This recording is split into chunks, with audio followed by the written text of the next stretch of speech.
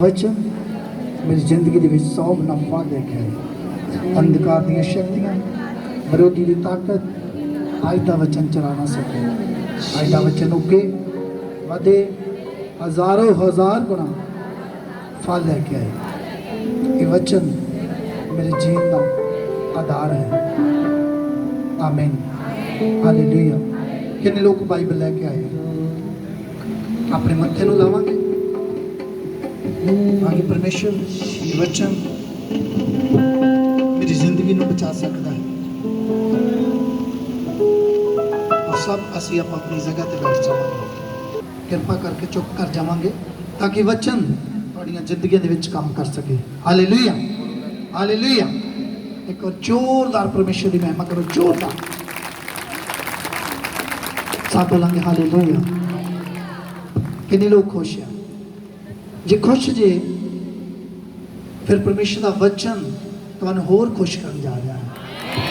Hallelujah. परमेश्वर का आत्मा दस रहा जिन्हें लोग दुखी ने बीमार ने परमेश्वर उन्होंने चंगा कर जा रहा है। अज के वचन के द्वारा परमेश्वर तुहाडे जिहड़े बंधन बधे आ अज उन्होंने खोलन जा रहा है। कितने लोग रिसीव कर रहे हैं? जिहड़े रिसीव कर रहा जिन्हां दा आमीन वड्डा होवेगा उन्होंने परमेश्वर अज वड्डी बरकत देन जा रहा है। मेरा परमेश्वर अज तुहानू उच्चा करन जा रहा है। पिछले दिनों दे विच मैं दस्सिया सीगा कि तुहाडे अकाउंट दे विच पैसे आउणगे। बहुत सारे लोगों के अकाउंट दे विच पैसे आए। हालेलुया। कई लोग इत्थे मौजूद आ।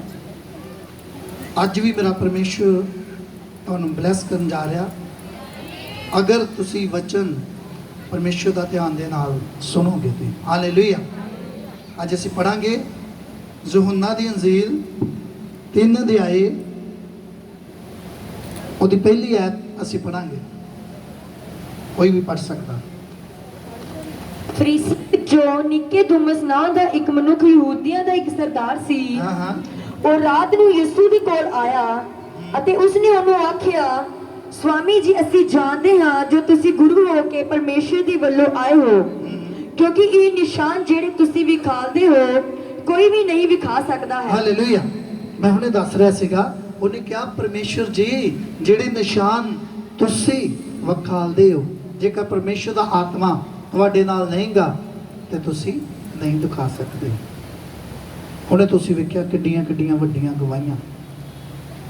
और सचमुच परसों की गल आ असी जा रहे सीगे और इत्थे ब्रदर मौजूद भी ने मेरे नाल सीगे। उन्हों के कुछ रिश्तेदार रस्ते दे विच सानू मिल पे और वो नॉन क्रिश्चन सीगे। परमेश्वर नूं नहीं मानते पर परमेश्वर नूं माड़ा भी नहीं कहते। हालेलुया। साडी पूरी इज्जत करते हैं। और असी किते जा रहे सीगे तो कहते असी भी तुहाडे नाल जाना। असी 2-3 जगह ते जाना सीगा और 2-3 घंटे साडे नाल रहे। और जदों जिहड़ी गड्डी दे विच परमेश्वर दी दासी बहिंदे आ वो बैठे कुछ होर असी अगे जाना सीगा। इधर भिक्खी विंड वल गए सी असी। उत्थे जदों चुगावे उन्हां नूं तार गए। चगावा के झबाल इधर भिक्खी विंड वल झबाल उत्थे असी तार गए। असी भिक्खी विंड गए। जदों असी गए और वापस आए तो उन्होंने सानूं दस्सिया कि तुसीं जदों चल गए सीगे फिर वापस असी नाल लैना सी उन्हां नूं। कहंदे एकदम मेरा प्रैशर बनया और पत्थरी बाहर निकली बड़ी तगड़ी पत्थरी और मेरा हासा निकल गया। कहंदे की होया? मैं कहा अज तुसीं पास्टरां दी गड्डी विच बैठे। कहंदे बड़े सालां तो सी। हालेलुया। जो फोटो ते तुसी प्रार्थना कराते हो जो रिसीव करते हो जो परमेश्वर के दास कहते आ मैं परमेश्वर को बड़े बड़े वड्डे काम ले आ। जो परमेश्वर के दास कहते ना तुसी अपना सज्जा हाथ ही उठाओ कि आत्मा दे विच छूओ तो जे तुसी आत्मा दे विच रह के स्पिरिट नूं कैच करके और छूंदे हो कि उत्थे कित्थे हुंदे काम जिथे तुहाडा कोई ਰਿਸ਼ਤੇਦਾਰ ਆ। ਇੱਕ ਵਾਰੀ ਦੀ ਗੱਲ ਆ, ਮੈਂ ਮੀਟਿੰਗ ਦੇ ਵਿੱਚ ਸੀਗਾ, ਪਰਮੇਸ਼ਵਰ ਦੇ ਦਾਸ ਕਹਿੰਦੇ, ਬੜੇ ਸਾਲਾਂ ਦੀ ਗੱਲ ਆ, ਕਹਿੰਦੇ ਆਤਮਾ ਦੇ ਵਿੱਚ ਛੂਹੋ। ਮੈਂ ਕਿਹਾ ਮੈਂ ਤਾਂ ਬਿਲਕੁਲ ਠੀਕ ਹਾਂ, ਸਾਰਾ ਕੁਝ ਪਰਮੇਸ਼ਵਰ ਨੇ ਦਿੱਤਾ ਆ, ਮੈਨੂੰ ਤਾਂ ਕੁਝ ਵੀ ਨਹੀਂ ਚਾਹੀਦਾ। ਮੇਰਾ ਇੱਕ ਰਿਸ਼ਤੇਦਾਰ ਸੀਗਾ, ਉਹ ਸ਼ਰਾਬ ਪੀਂਦਾ ਸੀਗਾ, 1.5 ਬੋਤਲ ਸ਼ਰਾਬ ਪੀਂਦਾ ਸੀ। ਮੈਂ ਕਿਹਾ ਚਲੋ ਉਹਦੇ ਵਾਸਤੇ ਪਰਮੇਸ਼ਵਰ ਦੇ ਕੋਲੋਂ ਆਸ਼ੀਸ਼ ਮੰਗ ਲੈਣੀ। ਪਰ ਮੈਂ ਆਪਣਾ ਸੱਜਾ ਹੱਥ ਖੜਾ ਕੀਤਾ, ਆਤਮਾ ਦੇ ਵਿੱਚ ਛੂਹਿਆ, 1 ਮਹੀਨੇ ਦੇ ਅੰਦਰ ਅੰਦਰ ਸ਼ਰਾਬ ਛੱਡ ਗਿਆ ਸੀ। ਹਾਲੇਲੂਇਆ। ਜੇ ਤੁਹਾਨੂੰ ਪਰਮੇਸ਼ਵਰ ਨੇ ਸਾਰਾ ਕੁਝ ਦਿੱਤਾ ਆ, ਤੁਸੀਂ ਆਪਣੇ ਗਵਾਂਢੀ ਦੇ ਵਾਸਤੇ, ਰਿਸ਼ਤੇਦਾਰ ਵਾਸਤੇ, ਭੈਣ ਭਰਾਵਾਂ ਵਾਸਤੇ ਪ੍ਰਾਰਥਨਾ ਕਰ ਸਕਦੇ ਹੋ, ਰਿਸੀਵ ਕਰ ਸਕਦੇ ਹੋ। ਹੁਣੇ ਤੁਸੀਂ ਵੇਖਿਆ ਇੱਕ ਬੇਟੀ ਇੱਥੇ ਆਈ ਸੀਗੀ,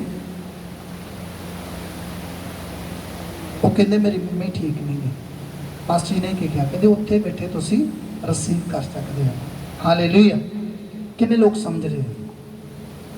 ਇਹ ਸਮਝਣ ਦੀ ਗੱਲ ਆ। ਜਿਉਂਦੀ ਚਰਚ ਦੇ ਵਿੱਚ ਤੁਸੀਂ ਮੌਜੂਦ ਜੇ, ਤਾੜੀਆਂ ਮਾਰ ਸਕਦੇ ਪਰਮੇਸ਼ਵਰ, ਜਿਉਂਦੇ ਪਰਮੇਸ਼ਵਰ ਵਾਸਤੇ, ਹੁਣ ਜਿਉਂਦੀ ਚਰਚ ਵਾਸਤੇ। ਹਾਲੇਲੂਇਆ। ਜਿੱਥੇ ਪਰਮੇਸ਼ਵਰ ਦੇ ਵੱਡੇ ਵੱਡੇ ਕੰਮ ਹੁੰਦੇ। ਜਿਉਂਦੀ ਚਰਚ ਪਤਾ ਕਿਹੜੀ ਹੁੰਦੀ? ਕਿੰਨੇ ਲੋਕਾਂ ਨੂੰ ਪਤਾ? ਜਿੱਥੇ ਪਰਮੇਸ਼ਵਰ ਦੇ ਵੱਡੇ ਕੰਮ ਹੁੰਦੇ ਆ, ਜਿੱਥੇ ਪਰਮੇਸ਼ਵਰ ਦੇ ਦਾਸ ਦਾਸੀਆਂ ਜਦੋਂ ਸਟੇਜ ਤੇ ਆਉਣ ਤੇ ਸ਼ੈਤਾਨ ਨੂੰ ਵਕਤ ਪੈ ਜਾਂਦਾ। ਇੱਕ ਸਾਡੇ ਚਰਚ ਦੇ ਮੈਂਬਰ ਸੀ, ਚਰਚ ਦੇ ਵਿੱਚੋਂ ਹਟ ਗਏ ਸੀਗੇ, ਕਿਸੇ ਹੋਰ ਚਰਚ ਜਾਣਾ ਸ਼ੁਰੂ ਕਰਤਾ, ਠੰਡੀ ਚਰਚ ਸੀਗੀ, ਔਰ ਉਹਨਾਂ ਦਾ ਬੇਟਾ ਬਿਮਾਰ ਹੋ ਗਿਆ। ਕਹਿੰਦੇ ਅਸੀਂ ਡੇਲੀ ਪ੍ਰਾਰਥਨਾ ਕਰਦੇ ਸੀ। ਉਹਨਾਂ ਨੇ ਦੱਸਿਆ, ਕਹਿੰਦੇ 10 ਮੈਂਬਰ ਆਉਂਦੇ ਸੀ, ਅਸੀਂ ਪ੍ਰਾਰਥਨਾ ਪ੍ਰਾਰਥਨਾ ਪ੍ਰਾਰਥਨਾ, ਸਾਡੇ ਪਾਸਟਰ ਜੀ ਆਉਂਦੇ ਸੀਗੇ, ਪ੍ਰਾਰਥਨਾ ਕਰਦੇ ਸੀਗੇ। ਉਹਨਾਂ ਦੇ ਦੱਸਣ ਦੀ ਗੱਲ ਆ, ਇੱਕ ਦਿਨ ਵੱਡੀ ਮੀਟਿੰਗ ਸੀ, ਜਦੋਂ ਪਾਸਟਰ ਜੀ ਆਏ ਸੀਗੇ ਛੱਤੀਸਗੜ੍ਹ ਤੋਂ। ਅਸੀਂ ਉਹਨਾਂ ਨੂੰ ਕਿਹਾ ਅਸੀਂ ਪ੍ਰੇਅਰ ਕਰਕੇ ਆਉਂਦੇ। ਉਹ ਕਹਿੰਦੇ ਮੈਂ ਗੱਡੀ ਚੋਂ ਬਾਹਰ ਨਹੀਂ ਜਾਊਂਗਾ, ਮੈਂ ਨਹੀਂ ਪ੍ਰੇਅਰ ਕਰਨੀ। ਪਾਸੀ ਕਹਿੰਦੇ ਚਲੋ ਮੈਂ ਪ੍ਰੇਅਰ ਕਰਕੇ ਆਉਂਦੀ। ਪਾਸੀ ਸਾਡੇ ਨਾਲ ਸੀ, ਪੂਰੀ ਟੀਮ। 3 ਨੰਬਰ ਐਸੇ ਕਲੋਨੀ ਦੇ ਵਿੱਚ, 3 ਨੰਬਰ ਗਲੀ ਦੇ ਵਿੱਚ ਗਏ, ਜਦੋਂ ਹਸਪੀਟਲ ਦੇ ਸਾਹਮਣੇ ਗੱਡੀ ਖੜੀ ਕਰਕੇ। ਔਰ ਜਦੋਂ ਹੀ ਪਰਮੇਸ਼ਵਰ ਦੀ ਦਾਸੀ ਔਰ ਪੂਰੀ ਟੀਮ, ਅਸੀਂ ਸਾਰੇ ਇਕੱਠੇ ਗਏ ਸੀਗੇ। ਹਾਲੇ ਉਹਨਾਂ ਦੇ ਘਰ ਦੇ ਵਿੱਚ ਜਦੋਂ ਪ੍ਰਵੇਸ਼ ਕੀਤਾ, ਜਾ ਕੇ ਪ੍ਰਾਰਥਨਾ ਕੀਤੀ, ਉਹਨਾਂ ਦਾ ਬੇਟਾ ਜਿਹੜਾ ਡੇਲੀ ਹਸਪੀਟਲ ਖੜਨਾ ਪੈਂਦਾ ਸੀ, ਡੇਲੀ ਸਾਹ ਬੰਦ ਹੋ ਜਾਂਦਾ ਸੀਗਾ। ਤੁਸੀਂ ਵੇਖਿਆ ਹੋਣੇ ਕਿੰਨੇ ਸਾਹ ਵਾਲੇ ਮਰੀਜ਼ ਠੀਕ ਹੋਏ। ਔਰ ਜਦੋਂ ਇੱਕ ਦਿਨ ਗਏ, ਉਹਨਾਂ ਦੇ ਹਸਪੀਟਲ ਜਾਣਾ ਬੰਦ ਹੋ ਗਿਆ। ਬਹੁਤ ਤਕੜੀ ਗੱਲ ਆ, ਬੜੀ ਤਕੜੀ ਗੱਲ ਆ ਕਿ ਹਸਪੀਟਲ ਇੱਕ ਇਨਸਾਨ ਨੂੰ ਰੋਜ਼ ਹੀ ਹਸਪੀਟਲ ਲੈ ਕੇ ਜਾਣਾ ਪਵੇ, ਰੋਜ਼ ਡੇਲੀ। ਦੂਸਰੇ ਦਿਨ ਗਏ, ਕਈ ਬਿਮਾਰੀਆਂ ਸੀ ਉਹਨੂੰ, ਫਿਰ ਬਿਮਾਰੀ ਠੀਕ। ਤੀਸਰੇ ਦਿਨ ਗਏ, ਤੀਸਰੀ ਬਿਮਾਰੀ, ਉਹਦੀ ਵੀਡੀਓ ਗਵਾਈ ਜਦੋਂ ਬਣਾਵਾਂਗੇ ਤੁਹਾਨੂੰ ਦਿਖਾਵਾਂਗੇ। ਔਰ ਉਹਨਾਂ ਨੇ ਆਪਣੇ ਮੂੰਹ ਤੋਂ ਦੱਸਿਆ, ਜਦੋਂ ਬੱਚਾ ਠੀਕ ਹੋ ਗਿਆ, ਕਹਿੰਦੇ ਪਾਸਟਰ ਜੀ ਅਸੀਂ ਆਪਣੇ ਪਾਸਟਰ ਨੂੰ ਸਵਾਲ ਕੀਤਾ, ਪਾਸਟਰ ਜੀ ਜਦੋਂ ਤੁਸੀਂ ਪ੍ਰਾਰਥਨਾ ਕਰਦੇ ਸੀ ਸਾਡਾ ਬੇਟਾ ਠੀਕ ਕਿਉਂ ਨਹੀਂ ਹੁੰਦਾ ਸੀਗਾ? ਸੀਮਾ ਪਾਸਟਰ ਜੀ ਆਏ, ਇੱਕ ਦਿਨ ਪ੍ਰਾਰਥਨਾ ਕੀਤੀ, ਇੱਕ ਬਿਮਾਰੀ ਗਈ। ਦੂਸਰੇ ਦਿਨ ਪ੍ਰਾਰਥਨਾ ਕੀਤੀ, ਦੂਸਰੀ। ਕਹਿੰਦੇ 7 ਦਿਨ ਆਏ ਤੇ 7 ਹੀ ਦਿਨ ਸਾਡੀਆਂ ਬਿਮਾਰੀਆਂ ਜਾਂਦੀਆਂ ਰਹੀਆਂ। ਹਾਲੇਲੂਇਆ। ਉਹ ਆਪਣੇ ਆਪ ਦੇ ਵਿੱਚ ਕਹਿੰਦੇ ਸਾਡਾ ਬੇਟਾ ਬਸ ਥੋੜੇ ਦਿਨ ਆ, ਪਰ ਕਹਿੰਦੇ ਅਸੀਂ ਯਿਸੂ ਨੂੰ ਮੰਨਦੇ ਹਾਂ। ਜਿਉਂਦੀ ਚਰਚ ਦੇ ਵਿੱਚ ਹੁੰਦੇ ਸੀ, ਕਿਸੇ ਨੇ ਕਹਿਤਾ ਇਸ ਤਰ੍ਹਾਂ ਉਸ ਤਰ੍ਹਾਂ, ਕਿਸੇ ਹੋਰ ਚਰਚ ਜਾਣ ਡਿਆ ਪਏ। ਉਹ ਸਾਡਾ ਇੱਕ ਅਸੂਲ ਆ ਸਾਡੀ ਮਿਨਿਸਟਰੀ ਦਾ, ਜਦੋਂ ਕੋਈ ਚਰਚ ਦੇ ਵਿੱਚੋਂ ਜਾਂਦਾ ਆ, ਕਿਉਂਕਿ ਸਾਡੇ ਕੋਲ ਇੰਨਾ ਟਾਈਮ ਨਹੀਂ, ਸਾਡੀ ਟੀਮ ਦੇ ਕੋਲੋਂ, ਟੀਮ ਸਾਡੀ ਚੱਲ ਜਾਂਦੀ ਕਈ ਵਾਰੀ, ਜੇ ਅਗਲੇ ਦੀ ਮਰਜ਼ੀ ਹੋਏ ਤੇ ਆ ਜਾਂਦਾ, ਕਿ ਅਸੀਂ ਉਹਨੂੰ ਵਾਪਸ ਲੈ ਕੇ ਇੰਨਾ ਸਮਾਂ ਨਹੀਂ ਹੁੰਦਾ। ਹਾਲੇਲੂਇਆ। ਔਰ ਮੈਂ ਚਾਹੁੰਦਾ ਪਰਮੇਸ਼ਰ ਤੁਹਾਨੂੰ ਆਸ਼ੀਸ਼ ਦੇਵੇ, ਤੁਸੀਂ ਤੁਹਾਡੇ ਵਿੱਚੋਂ ਲੋਕ ਨਿਕਲਣ, ਇੱਕ ਪੂਰੀ ਵੱਡੀ ਟੀਮ ਬਣੇ, ਤੁਸੀਂ ਜਾ ਸਕਦੇ ਹੋ। ਹਾਲੇਲੂਇਆ। ਔਰ ਉਹ ਬਾਅਦ ਦੇ ਵਿੱਚ ਕਈ ਸਾਲਾਂ ਦੇ ਬਾਅਦ ਉਹਨਾਂ ਦਾ ਦਿਲ ਨਾ ਕਰੇ ਅਸੀਂ ਕਿਸ ਤਰ੍ਹਾਂ ਜਾਈਏ। ਪਰ ਮੈਂ ਤੁਹਾਨੂੰ ਇੱਕ ਗੱਲ ਦੱਸਦਾ, ਜਿੰਨੇ ਲੋਕ ਵੀ ਚਲ ਜਾਂਦੇ ਆ, ਜਦੋਂ ਵਾਪਸ ਆਉਂਦੇ ਆ ਤੇ ਉਹਦੇ ਨਾਲੋਂ ਵੀ ਪਰਮੇਸ਼ਵਰ ਦੇ ਦਾਸ ਦੁੱਗਣੀ ਖੁਸ਼ੀ ਕਰਦੇ ਆ। ਹਾਲੇਲੂਇਆ। ਜਿਹਦਾ ਅਜਾੜੂ ਪੁੱਤਰ ਸੀਗਾ, ਆਪਣੇ ਮਾਂ-ਬਾਪ ਦੇ ਕੋਲੋਂ ਆਪਣਾ ਹਿੱਸਾ ਵੰਡਾ ਕੇ ਲੈ ਗਿਆ, ਸਾਰਾ ਕੁਝ ਲੈ ਗਿਆ, ਸਾਰਾ ਕੁਝ ਉਡਾਇਆ। ਜਦੋਂ ਕੰਗਾਲ ਹੋ ਗਿਆ, ਉਹ ਵਾਪਸ ਆਇਆ, ਅੰਦਰੋਂ ਡਰਦਾ ਸੀਗਾ ਮੇਰਾ ਬਾਪ ਕੀ ਕਹੇਗਾ। ਪਰ ਜਦੋਂ ਆ ਕੇ ਉਹਨੇ ਕਿਹਾ ਪਿਤਾ ਜੀ ਮੈਂ ਤੁਹਾਡੇ ਵਿਰੁੱਧ ਔਰ ਪਰਮੇਸ਼ਵਰ ਦੇ ਵਿਰੁੱਧ ਪਾਪ ਕੀਤਾ ਹੈ, ਉਹਦੇ ਪਿਤਾ ਨੇ ਉਹਨੂੰ ਗੱਲ ਦੇ ਨਾਲ ਲਾ ਲਿਆ। ਉਹ ਵੇਖ ਰਿਹਾ ਸੀ, ਵੇਟ ਕਰ ਰਿਹਾ ਸੀਗਾ, ਉਹ ਬਹੁਤ ਖੁਸ਼ ਹੋਇਆ। ਕਹਿੰਦਾ ਮੈਂ ਤੇ ਸੋਚਦਾ ਸੀਗਾ ਇਸ ਤਰ੍ਹਾਂ ਹੀ ਜਦੋਂ ਵਿਸ਼ਵਾਸੀ ਕੋਈ ਪਿੱਛੇ ਚੱਲ ਜਾਂਦਾ, ਉਹ ਕਈ ਵਾਰੀ ਆਉਣ ਲੱਗਾ ਝੱਕਦਾ ਆ ਮੈਂ ਕਿਸ ਤਰ੍ਹਾਂ ਜਾਵਾਂ। ਔਰ ਉਹ ਜਿਹੜੇ ਹਸਪੀਟਲ ਦੇ ਵਿੱਚ ਉਹਨਾਂ ਦਾ ਬੇਟਾ ਦਾਖਲ ਸੀਗਾ, ਕਹਿੰਦੇ ਉੱਥੇ ਸਾਡੇ ਲਾਗੇ ਇੱਕ ਬੈੱਡ ਸੀਗਾ ਔਰ ਉਹਨਾਂ ਦੀ ਨਾ ਡੈਥ ਹੋ ਗਈ। ਕਹਿੰਦੇ ਉਹ ਗੱਲਾਂ ਕਰ ਰਹੇ ਆ, ਅਸੀਂ ਕਿਹਾ ਸੀ ਤੁਹਾਨੂੰ ਸੀਮਾ ਪਾਸਟਰ ਦੇ ਕੋਲੋਂ ਲੈ ਜਾਓ। ਕਹਿੰਦੇ ਅਸੀਂ ਇਹਨਾਂ ਨੂੰ ਕਿਹਾ ਸੀਗਾ, ਆਪਸ ਵਿੱਚ ਲੜਾਈ ਕਰਨ ਡਿਆ ਪਏ। ਕਹਿੰਦੇ ਯਕਦਮ ਸੀਮਾ ਪਾਸਟਰ ਜੀ ਦਾ ਨਾਮ ਮੇਰੇ ਮਾਈਂਡ ਦੇ ਵਿੱਚ ਆ ਗਿਆ।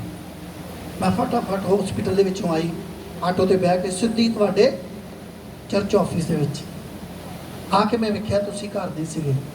ਫੋਨ ਕੀਤਾ, ਸਾਨੂੰ ਪਤਾ ਲੱਗਾ ਉਹ ਆਏ ਸੀਗੇ। ਅਸੀਂ ਰਾਤ ਦੇ 2 ਵਜੇ ਉਹਨਾਂ ਦੇ ਘਰ ਦੇ ਵਿੱਚ ਗਏ, ਪ੍ਰੇਅਰ ਕੀਤੀ, ਪਰਮੇਸ਼ਰ ਨੇ ਚੰਗਿਆ ਕੀਤਾ। ਹਾਲੇਲੂਇਆ। ਬਹੁਤ ਸਾਰੀਆਂ ਗਵਾਹੀਆਂ ਪਰਮੇਸ਼ਰ ਦੇ ਵੱਡੇ ਕੰਮ। ਪਰਮੇਸ਼ਰ ਬਹੁਤ ਦਿਆਲੂ ਪਰਮੇਸ਼ਰ ਆ, ਪਰ ਅਸੀਂ ਵੇਖਾਂਗੇ ਵਚਨ ਦੇ ਵਿੱਚ ਕਿ ਪਰਮੇਸ਼ਰ ਹੋਰ ਵੀ ਕਿੰਨਾ ਦਿਆਲੂ ਪਰਮੇਸ਼ਰ ਆ। ਪੜਾਂਗੇ ਅਸੀਂ ਜਲਦੀ। ਕਿਉਂਕਿ ਇਹ ਨਿਸ਼ਾਨ ਜਿਹੜੇ ਤੁਸੀਂ ਵੇਖਦੇ ਹੋ, ਜਿਹੜੇ ਨਿਸ਼ਾਨ ਤੁਸੀਂ ਦੇਖਦੇ ਹੋ, ਉਹ ਕੋਈ ਵੀ ਨਹੀਂ ਕਰ ਸਕਦਾ ਜੇ ਪਰਮੇਸ਼ਰ ਉਹਦੇ ਨਾਲ ਨਾ ਹੋਵੇ। ਕੋਈ ਵੀ ਨਹੀਂ ਕਰ ਸਕਦਾ ਜੇਕਰ ਉਹਦੇ ਪਰਮੇਸ਼ਰ ਨਾਲ ਨਾ ਹੋਵੇ। ਕਹਿੰਦੇ ਅਸੀਂ ਇਸੇ ਆਪਣੇ ਪਾਸਟਰ ਨੂੰ ਸਵਾਲ ਕੀਤਾ, ਤੁਸੀਂ ਪ੍ਰਾਰਥਨਾ ਕੀਤੀ ਤੇ ਸਾਡਾ ਬੇਟਾ ਚੰਗਾ ਕਿਉਂ ਨਹੀਂ ਹੋਇਆ। ਕਹਿੰਦੇ ਉਹ ਖਾਣਾ ਖਾ ਰਿਹਾ ਸੀ, ਕਹਿੰਦਾ ਮੈਂ ਗੁੱਸੇ ਵਾਲਾ ਬਣਾ, ਜਿਹੜਾ ਮੈਨੂੰ ਕੋਈ ਗੱਲ ਕਰਦੇ ਨਾ, ਅੱਜ ਪਹਿਲੀ ਵਾਰੀ ਤੁਹਾਡੀ ਗੱਲ ਮੈਂ ਸਹਾਰੀ। ਮੈਂ ਕਿਹਾ ਫਿਰ ਉਹਨੇ ਤੁਹਾਨੂੰ ਉਸ ਗੱਲ ਦਾ ਜਵਾਬ ਦੇ ਦਿੱਤਾ, ਕਿਉਂਕਿ ਉਹ ਗੁੱਸੇ ਵਾਲਾ ਸੀਗਾ, ਪ੍ਰਾਰਥਨਾ ਨਹੀਂ ਕਰਦਾ ਸੀਗਾ। ਇਸ ਕਰਕੇ ਪਰਮੇਸ਼ਰ ਕੰਮ ਨਹੀਂ ਕਰਦਾ। ਜਿਹੜੀ ਪਰਮੇਸ਼ਰ ਨੇ ਤੁਹਾਨੂੰ ਦਾਸ ਔਰ ਦਾਸੀ ਦਿੱਤੇ ਆ, ਔਰ ਪਰਮੇਸ਼ਰ ਦੀ ਦਾਸੀ 24 ਘੰਟੇ ਹੀ ਤੁਹਾਡੇ ਵਾਸਤੇ ਪ੍ਰਾਰਥਨਾ ਦੇ ਵਿੱਚ ਹੈ। ਇਸ ਕਰਕੇ ਪਰਮੇਸ਼ਰ ਵੱਡੇ ਕੰਮਾਂ ਨੂੰ ਕਰਦਾ ਹੈ। ਹਾਲੇਲੂਇਆ। ਉਹਨਾਂ ਨੇ ਹੁੰਦੇ ਦੱਸਦਾ ਸੀਗਾ ਕਿ ਅੱਜ ਪਰਮੇਸ਼ਰ ਵੱਡੇ ਕੰਮ ਕਰਨ ਜਾ ਰਿਹਾ ਹੈ। ਕਿੰਨੇ ਚਾਹੁੰਦੇ ਮੇਰੀ ਜ਼ਿੰਦਗੀ ਦੇ ਵਿੱਚ ਵੀ ਵੱਡੇ ਕੰਮ ਹੋਣ? ਔਰ ਕੀ ਕਰਨਾ ਪਵੇਗਾ? ਮੈਂ ਬੜੀ ਵਾਰੀ ਦੱਸਿਆ, ਜਦੋਂ ਤੁਸੀਂ ਚਾਹੁੰਦੇ ਹੋ ਮੇਰੀ ਜ਼ਿੰਦਗੀ ਦੇ ਵਿੱਚ ਵੱਡੇ ਕੰਮ ਹੋਣ, ਪਰਮੇਸ਼ਰ ਦੀ ਦਾਸੀ ਮੇਰਾ ਨਾਮ ਲੈ ਕੇ ਮੈਨੂੰ ਉਠਾਵੇ, ਸਭ ਤੋਂ ਪਹਿਲਾਂ 10 ਵਜੇ ਆ ਕੇ ਇੱਥੇ ਬਹਿਣ ਦੀ ਜ਼ਰੂਰਤ ਹੈ। ਹਾਲੇਲੂਇਆ। ਬਹੁਤ ਪਰਮੇਸ਼ਰ ਦਾ ਧੰਨਵਾਦ ਆ ਕਿ ਜਿਸ ਜਗ੍ਹਾ ਤੇ ਤੁਸੀਂ ਪ੍ਰਾਰਥਨਾ ਕਰ ਰਹੇ ਹੋ, ਵਧੀਆ ਜਗ੍ਹਾ ਹੈ, ਸਾਫ਼ ਸੁਥਰੀ ਜਗ੍ਹਾ ਹੈ, ਪਵਿੱਤਰ ਜਗ੍ਹਾ ਹੈ। ਹਾਲੇਲੂਇਆ। ਤਾਂ ਕਿ ਤੁਹਾਡੇ ਤੋਂ ਇਲਾਵਾ ਇੱਥੇ ਹੋਰ ਕੁਝ ਵੀ ਨਹੀਂ ਹੁੰਦਾ। ਹਾਲੇਲੂਇਆ। ਅੱਜ ਕਿੰਨੇ ਲੋਕ ਚਾਹੁੰਦੇ ਪਰਮੇਸ਼ਰ ਦੇ ਵੱਡੇ ਕੰਮਾਂ ਨੂੰ ਵੇਖਣਾ? ਫਿਰ ਪਰਮੇਸ਼ਰ ਦੀ ਬਾਣੀ ਜਿਹੜੀ ਆ ਪੂਰੇ ਧਿਆਨ ਦੇ ਨਾਲ ਸੁਣਨੀ ਪਵੇਗੀ। ਹਾਂ, ਪੜਾਂਗੇ ਅਸੀਂ ਪਰਮੇਸ਼ਰ ਦਾ ਵਚਨ ਸਾਨੂੰ ਕੀ ਦੱਸ ਰਿਹਾ ਹੈ। ਯਿਸੂ ਨੇ ਉਹਨਾਂ ਨੂੰ ਉੱਤਰ ਦਿੱਤਾ, ਪਰਮੇਸ਼ਰ ਨੇ ਉਹਨਾਂ ਨੂੰ ਉੱਤਰ ਦਿੱਤਾ, ਮੈਂ ਤੁਹਾਨੂੰ ਸੱਚ-ਸੱਚ ਆਖਦਾ ਹਾਂ ਕਿ ਕੋਈ ਮੈਂ ਮਨੁੱਖ ਤੁਹਾਨੂੰ ਸੱਚ-ਸੱਚ ਆਖਦਾ ਹਾਂ, ਮੈਂ ਤੁਹਾਨੂੰ ਸੱਚ-ਸੱਚ ਆਖਦਾ ਹਾਂ ਕਿ ਕੋਈ ਮਨੁੱਖ ਜੇਕਰ ਨਵੇਂ ਸਿਰਿਓਂ ਜੰਮੇ ਤਾਂ ਪਰਮੇਸ਼ਰ ਦੇ ਰਾਜ ਨੂੰ ਨਹੀਂ ਵੇਖ ਸਕਦਾ। ਹਾਲੇਲੂਇਆ।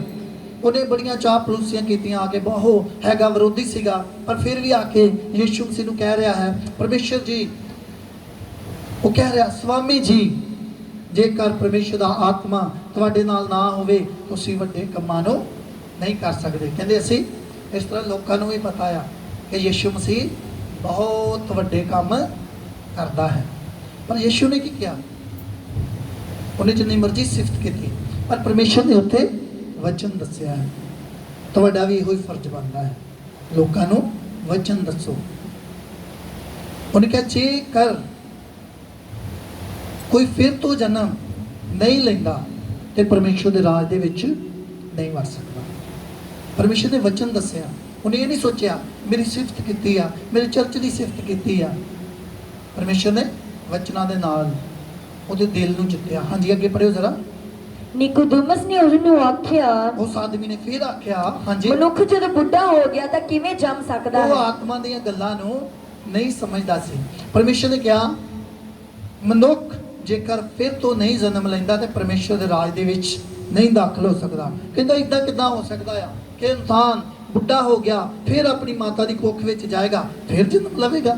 ਪਰਮੇਸ਼ਵਰ ਨੇ ਕਿਹਾ ਨਹੀਂ, ਜੇਕਰ ਕੋਈ ਜਲ ਔਰ ਆਤਮਾ ਤੋਂ ਫਿਰ ਤੋਂ ਜਨਮ ਨਹੀਂ ਲੈਂਦਾ ਉਹ ਪਰਮੇਸ਼ਵਰ ਦੇ ਰਾਜ ਦੇ ਵਿੱਚ ਦਾਖਲ ਨਹੀਂ ਹੋ ਸਕਦਾ। ਕਿੰਨਿਆਂ ਦੋਹਰੇ ਜਨਮ ਲਿਆ ਹੈ? ਬਪਤਿਸਮਾ ਕਿੰਨੇ ਲੋਕਾਂ ਲਿਆ ਹੈ? ਇੱਕ ਵਾਰੀ ਆਪਣੇ ਹੱਥਾਂ ਨੂੰ ਹਿਲਾਓ।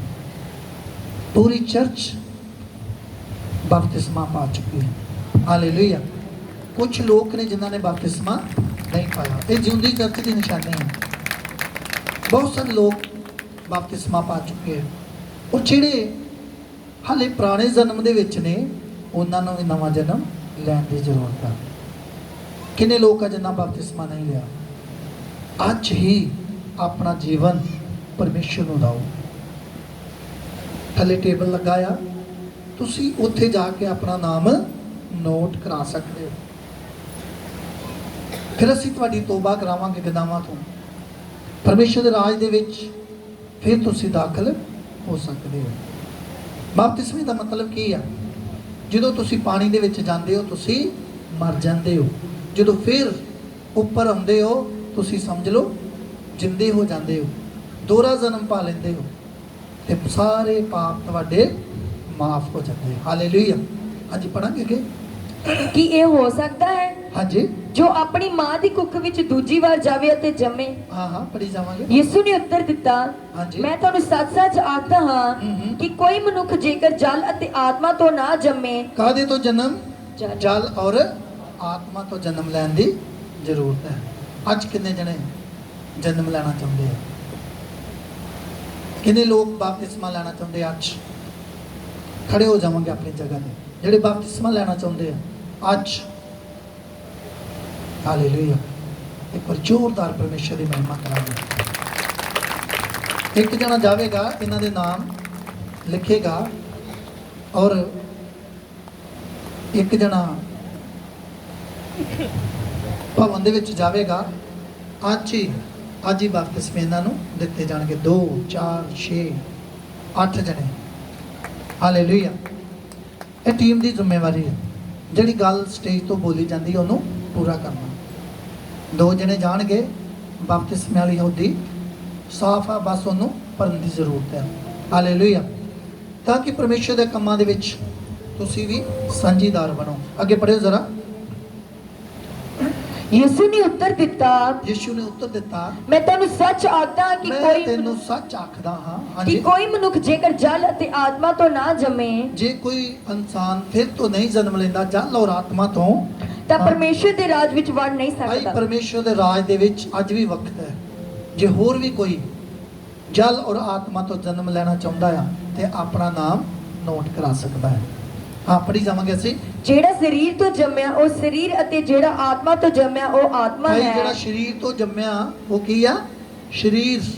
ਔਰ ਜਿਹੜਾ ਆਤਮਾ ਤੋਂ ਜਨਮਿਆ ਉਹ ਆਤਮਾ ਹੈ। ਹਾਂਜੀ। ਅਚਰਜ ਨਾ ਮੰਨੀ ਹਾਂ, ਜੋ ਮੈਂ ਇੱਕ ਪੜਾਂਗੇ। 8 ਹੱਥ ਪੜਿਓ ਜਰਾ ਵੀ ਆਤਮਾ ਕੀ ਆ ਜਦੋਂ ਤੁਸੀਂ ਬਪਤਿਸਮਾ ਪਾ ਲੈਂਦੇ ਹੋ ਔਰ ਕਿਸ ਤਰ੍ਹਾਂ ਚੱਲਦੇ ਆ। ਹਾਂਜੀ। ਪੌਣ ਜਿੱਧਰ ਚਾਹੁੰਦੀ ਹੈ ਵਗਦੀ ਹੈ। ਜਿਹੜਾ ਆਤਮਾ ਪਾਇਆ ਹੋਇਆ ਇਨਸਾਨ ਹੈ ਉਹ ਇੱਕ ਹਵਾ ਵਰਗਾ ਹੈ। ਉਹਦਾ ਜਿੱਧਰ ਮਨ ਚਾਵੇ ਉਹ ਤੁਸੀਂ ਉਹਨੂੰ ਵੇਖ ਨਹੀਂ ਸਕਦੇ। ਇਸ ਤਰ੍ਹਾਂ ਹੀ ਜਦੋਂ ਤੁਸੀਂ ਬਪਤਿਸਮਾ ਲੈਂਦੇ ਹੋ ਤੁਸੀਂ ਆਜ਼ਾਦ ਕੀਤੇ ਜਾਂਦੇ ਹੋ, ਇੱਕਦਮ ਆਜ਼ਾਦ। ਤੁਹਾਡਾ ਜਿੱਧਰ ਮਨ ਚਾਵੇ ਤੁਸੀਂ ਜਾ ਸਕਦੇ ਹੋ, ਪਰ ਸੱਜੇ ਖੱਬੇ ਨਹੀਂ ਜਾਣਾ। ਕਹਿੰਦੇ ਸਮਝ ਰਹੇ ਹੋ? ਸੱਜਾ ਖੱਬਾ ਕੀ ਹੈ? ਸਿੱਧੇ ਨੱਕ ਦੀ ਸੇਧ ਦੇ ਨਾਲ ਪਰਮੇਸ਼ਰ ਕਹਿੰਦਾ ਜਾਈ ਜਾਓ, ਇੱਧਰ ਉੱਧਰ ਸੱਜੇ ਖੱਬੇ ਨਾ ਮੁੜੋ। ਜੇ ਤੁਸੀਂ ਪਰਮੇਸ਼ਰ ਦੇ ਘਰ ਦੇ ਵਿੱਚੋਂ ਆਸ਼ੀਸ਼ਾਂ ਲੈਣੀਆਂ ਚਾਹੁੰਦੇ ਹੋ। ਪਰਮੇਸ਼ਰ ਦੇ ਵਚਨ 'ਚ ਲਿਖਿਆ, ਜਿਹੜਾ ਰੀਝ ਦੇ ਨਾਲ ਮੇਰੀ ਆਵਾਜ਼ ਨੂੰ ਸੁਣਦਾ ਹੈ, ਧਰਤੀ ਦੀਆਂ ਸਾਰੀਆਂ ਕੌਮਾਂ ਉੱਤੇ ਉੱਚਾ ਕਰਾਂਗਾ। ਔਰ ਜਦ ਤੁਸੀਂ ਬਪਤਿਸਮਾ ਲੈਂਦੇ ਹੋ, ਦੋ ਪਰਮੇਸ਼ਰ ਸਵਰਗੀ ਦੂਤ ਦਿੰਦਾ ਤੁਹਾਨੂੰ, ਦੋ। ਤੁਸੀਂ ਕਹਿ ਸਕਦੇ ਹੋ, ਸਵਰਗੀ ਦੂਤਾਂ ਨੂੰ ਕਹਿ ਸਕਦੇ ਹੋ ਕਿ ਤੁਸੀਂ ਆਹ ਕੰਮ ਕਰੋ, ਜਦੋਂ ਪਰਮੇਸ਼ਰ ਦੇ ਕੰਮਾਂ ਨੂੰ ਤੁਸੀਂ ਕਰਨਾ ਚਾਹੁੰਦੇ ਹੋ। ਜੇ ਕੋਈ ਰਿਸ਼ਤੇਦਾਰ ਬਿਮਾਰ ਆ, ਤੁਸੀਂ ਕਹਿ ਸਕਦੇ ਹੋ, ਪਰਮੇਸ਼ਰ ਤੇਰੇ ਸਵਰਗੀ ਦੂਤ ਜਾਣ ਔਰ ਉਹਨੂੰ ਚੰਗਿਆ ਕਰਨ। ਤੁਸੀਂ ਕਹਿ ਸਕਦੇ ਹੋ, ਪਰਮੇਸ਼ਰ ਮੈਂ ਆਪਣੇ ਚਰਚ ਭਵਨ ਲਈ ਪ੍ਰਾਰਥਨਾ ਕਰਦਾ ਕਿ ਤੇਰੇ ਸਵਰਗੀ ਦੂਤ ਜਾਣ ਔਰ ਜਿਹੜੇ ਰਹਿੰਦੇ ਕੰਮ ਉਹਨਾਂ ਨੂੰ ਪੂਰਿਆ ਕਰਨ। ਹਾਲੇਲੂਇਆ। ਅੱਗੇ ਪੜਾਂਗੇ ਅਸੀਂ। ਪੌਣ ਜਿੱਧਰ ਚਾਹੁੰਦੀ ਹੈ ਵਗਦੀ ਹੈ, ਚਾਵੇ ਉਹ ਵਗਦੀ ਹੈ, ਅਤੇ ਤੂੰ ਉਹਨਾਂ ਦੀ ਆਵਾਜ਼ ਸੁਣਦਾ ਹੈ। ਤੂੰ ਉਹਦੀ ਆਵਾਜ਼ ਸਿਰਫ ਸੁਣਦਾ ਹੈ। ਹਾਂਜੀ। ਪਰ ਇਹ ਨਹੀਂ ਜਾਣਦਾ ਜੋ ਕਿੱਧਰੋਂ ਆਈ ਤੇ ਕਿੱਧਰ ਨੂੰ ਜਾਂਦੀ ਹੈ। ਤੂੰ ਇਹ ਨਹੀਂ ਜਾਣਦਾ ਉਹ ਕਿੱਧਰੋਂ ਆਈ ਤੇ ਕਿੱਧਰ ਨੂੰ ਜਾਂਦੀ ਹੈ। ਪੜੀ ਜਾਵਾਂਗੇ। ਹਰ ਕੋਈ ਜੋ ਆਤਮਾ ਤੋਂ ਜੰਮਿਆ ਸੋ ਇਹੋ ਜਿਹਾ ਹੈ। ਹਾਂ। ਨਿਕੋਦੇਮਸ ਨੇ ਉਸ ਨੂੰ ਉੱਤਰ ਦਿੱਤਾ, ਹਾਂ। ਇਹ ਗੱਲਾਂ ਕਿਵੇਂ ਹੋ ਸਕਦੀਆਂ ਹਨ? ਹਾਂਜੀ। ਯਿਸੂ ਨੇ ਉਹਨਾਂ ਨੂੰ ਉੱਤਰ ਦਿੱਤਾ ਕਿ ਤੂੰ ਇਜ਼ਰਾਈਲ ਦਾ ਗੁਰੂ ਹੋ ਕੇ ਇਹ ਗੱਲਾਂ ਨਹੀਂ ਸਮਝਦਾ। ਮੈਂ ਤੈਨੂੰ ਸੱਚ-ਸੱਚ ਆਖਦਾ ਹਾਂ ਕਿ ਜਿਹੜੀਆਂ ਗੱਲਾਂ ਵਿੱਚ ਅਸੀਂ ਜਾਣਦੇ ਹਾਂ, 13 ਆਇਤ ਨੂੰ ਪੜਾਂਗੇ ਅਸੀਂ। ਸਵਰਗ ਨੂੰ ਕੋਈ ਨਹੀਂ ਚੜਿਆ। ਮੈਂ ਤੁਹਾਨੂੰ ਇੱਕ ਗੱਲ ਦੱਸਣਾ ਚਾਹੁੰਦਾ ਕਿ ਸਵਰਗ ਦੇ ਵਿੱਚ ਕੋਈ ਵੀ ਗਿਆ ਨਹੀਂਗਾ। ਅੱਗੇ ਪੜੋ। ਪਰ ਉਹ ਜਿਹੜਾ ਸਵਰਗ ਤੋਂ ਉਤਰਿਆ, ਪਰ ਉਹ ਜਿਹੜਾ ਸਵਰਗ ਤੋਂ ਆਇਆ ਸੀਗਾ, ਅਰਥਾਤ ਮਨੁੱਖ ਦਾ ਹੀ ਪੁੱਤਰ ਹੈ। ਅਰਥਾਤ ਮਨੁੱਖ ਦਾ ਪੁੱਤਰ ਪ੍ਰਭੂ ਯਿਸੂ ਮਸੀਹ, ਜਿਹੜਾ ਸਵਰਗ ਦੇ ਵਿੱਚ ਗਿਆ ਸੀਗਾ ਔਰ ਇੱਕ ਦਿਨ ਵਾਪਸ ਹੁਣ ਆਵੇਗਾ। ਕਿਹੜਾ? ਜਿਹੜਾ ਗਿਆ ਆ। ਜਿਹੜਾ ਗਿਆ ਹੀ ਨਹੀਂ ਉਹ ਵਾਪਸ ਤੁਹਾਨੂੰ ਲੈਣ ਵਾਸਤੇ ਨਹੀਂ ਆਵੇਗਾ। ਹਾਲੇਲੂਇਆ। ਕਿੰਨੇ ਲੋਕ ਸਮਝ ਰਹੇ ਆ? ਏਦਾਂ ਅਸੀਂ ਮੱਤੀ 25 ਦੀ 31 ਨੂੰ ਹੀ ਪੜਾਂਗੇ ਕਿ ਕਿਹੜਾ ਸਵਰਗ ਦੇ ਵਿੱਚ ਗਿਆ। ਇਸ ਆਇਤ ਨੂੰ ਪਹਿਲਾਂ ਪੂਰੇ ਕਰਾਂਗੇ, ਫਿਰ ਪੜੋ। ਹਾਂ, 13 ਆਇਤ। ਸਵਰਗ ਨੂੰ ਕੋਈ ਨਹੀਂ ਚੜਿਆ, ਸਵਰਗ ਨੂੰ ਕੋਈ ਵੀ ਨਹੀਂ ਗਿਆ, ਪਰ ਉਹ ਜਿਹੜਾ ਸਵਰਗ ਤੋਂ ਉਤਰਿਆ ਅਰਥਾਤ ਮਨੁੱਖ ਦਾ ਪੁੱਤਰ, ਜਿਹੜਾ ਸਵਰਗ ਤੋਂ ਉਤਰਿਆ ਸੀਗਾ ਅਰਥਾਤ ਪਰਮੇਸ਼ਰ ਦਾ ਪੁੱਤਰ ਪ੍ਰਭੂ ਯਿਸੂ ਮਸੀਹ। ਹਾਂਜੀ। ਜਿਸ ਤਰ੍ਹਾਂ ਮੂਸਾ ਨੇ ਔਜ਼ਾਰ ਵਿੱਚ ਸੱਪ ਨੂੰ ਉੱਚਾ ਕੀਤਾ, ਜਿੱਦਾਂ ਮੂਸਾ ਨੇ ਔਜ਼ਾਰ ਦੇ ਵਿੱਚ ਸੱਪ ਨੂੰ ਉੱਚਾ ਕੀਤਾ ਸੀਗਾ, ਉਸੇ ਤਰ੍ਹਾਂ ਜ਼ਰੂਰ ਹੈ ਇਸੇ ਤਰ੍ਹਾਂ ਜ਼ਰੂਰੀ ਸੀਗਾ ਕਿ ਪਰਮੇਸ਼ਰ ਦਾ ਪੁੱਤਰ ਵੀ ਉੱਚਾ ਕੀਤਾ ਜਾਵੇ। ਹਾਂ, ਕਿ ਜੋ ਕੋਈ ਨੀਚਾ ਕਰੇ ਸੋ ਉਸ ਵਿੱਚ ਸੰਦੀਪਕ ਜੀਵਨ ਪ੍ਰਾਪਤ ਕਰੇ। ਪਰਮੇਸ਼ਰ ਦਾ ਪੁੱਤਰ ਉੱਚਾ ਕੀਤਾ ਜਾਏ, ਜਾਨੀ ਸਲੀਬ ਦੇ ਉੱਤੇ, ਕ੍ਰੋਸ ਦੇ ਉੱਤੇ ਚਾੜਿਆ ਜਾਵੇ, ਔਰ ਜਿਹੜਾ ਉਹਦੇ ਤੇ ਵਿਸ਼ਵਾਸ ਕਰੇ ਨਾਸ਼ ਨਾ ਹੋਵੇ ਬਲਕਿ ਸਦਾ ਦਾ ਜੀਵਨ ਪਾਵੇ। ਤੁਸੀਂ ਸਦਾ ਦਾ ਜੀਵਨ ਪਾ ਚੁੱਕੇ ਹੋ। ਤੁਸੀਂ ਸਦਾ ਦਾ ਜੀਵਨ ਪਾ ਚੁੱਕੇ ਹੋ। ਮੈਂ ਕਿਹਾ ਤੁਸੀਂ ਸਦਾ ਦਾ ਜੀਵਨ, ਪਰ ਆਮੀਨ ਛੋਟਾ ਹੈ। ਹਾਲੇਲੂਇਆ। ਅੱਗੇ ਪੜ੍ਹੋ ਜਰਾ। ਕਿਉਂਕਿ ਪਰਮੇਸ਼ਰ ਨੇ ਜਗਤ ਨੂੰ ਅਜਿਹਾ ਪਿਆਰ ਕੀਤਾ, ਪਰਮੇਸ਼ਰ ਨੇ ਜਗਤ ਨੂੰ ਅਜਿਹਾ ਪਿਆਰ ਕੀਤਾ, ਜੋ ਉਹਨੇ ਆਪਣਾ ਇਕਲੌਤਾ ਪੁੱਤਰ ਬੇਸ਼ੱਕ ਦਿੱਤਾ। ਉਹਨੇ ਕੀ ਕੀਤਾ? ਆਪਣਾ ਇਕਲੌਤਾ ਪੁੱਤਰ ਬਖਸ਼ ਦਿੱਤਾ। ਅੱਜ ਜੋ ਕੋਈ ਉਹਦੇ ਉੱਤੇ ਵਿਸ਼ਵਾਸ ਕਰੇ ਨਾਸ਼ ਨਾ ਹੋਏ ਬਲਕਿ ਸਦਾ ਦਾ ਜੀਵਨ ਪਾਵੇ। ਹਾਲੇਲੂਇਆ। ਕਿੰਨੇ ਲੋਕ ਸਦਾ ਦਾ ਜੀਵਨ ਪਾਉਣਾ ਚਾਹੁੰਦੇ ਆ, ਪਰ ਫਿਰ ਵਿਸ਼ਵਾਸ ਕਰਨਾ ਪਵੇਗਾ। ਵਚਨ 'ਚ ਲਿਖਿਆ, ਜਿਨ੍ਹਾਂ ਨੇ ਪਰਮੇਸ਼ਰ ਤੇ ਵਿਸ਼ਵਾਸ ਕੀਤਾ, ਪਰਮੇਸ਼ਰ ਨੇ ਆਪਣੇ ਪੁੱਤਰ ਔਰ ਧੀਆਂ ਹੋਣ ਦਾ ਉਹਨਾਂ ਨੂੰ ਹੱਕ ਦਿੱਤਾ ਹੈ। ਔਰ ਅੱਜ ਤੁਸੀਂ ਵਿਸ਼ਵਾਸ ਕਰ ਰਹੇ ਹੋ, ਤੁਸੀਂ ਪਰਮੇਸ਼ਰ ਦੇ ਪੁੱਤਰ ਔਰ ਧੀਆਂ ਹੋ। ਆਮੀਨ। ਅੱਗੇ ਪੜਾਂਗੇ ਅਸੀਂ ਮੱਤੀ 25 ਦੀ 31 ਪੜਾਂਗੇ। ਮੱਤੀ 25 ਦੀ 31। ਜਦ ਮਨੁੱਖ ਦਾ ਪੁੱਤਰ ਆਪਣੇ ਤੇਜ ਨਾਲ ਸਾਰੇ ਦੂਤਾਂ ਸਣੇ ਆਵੇਗਾ। ਹਾਂ, ਸੁਣੋ। ਆਵੇਗਾ ਕੌਣ? ਜਿਹੜਾ ਗਿਆ ਹੈ।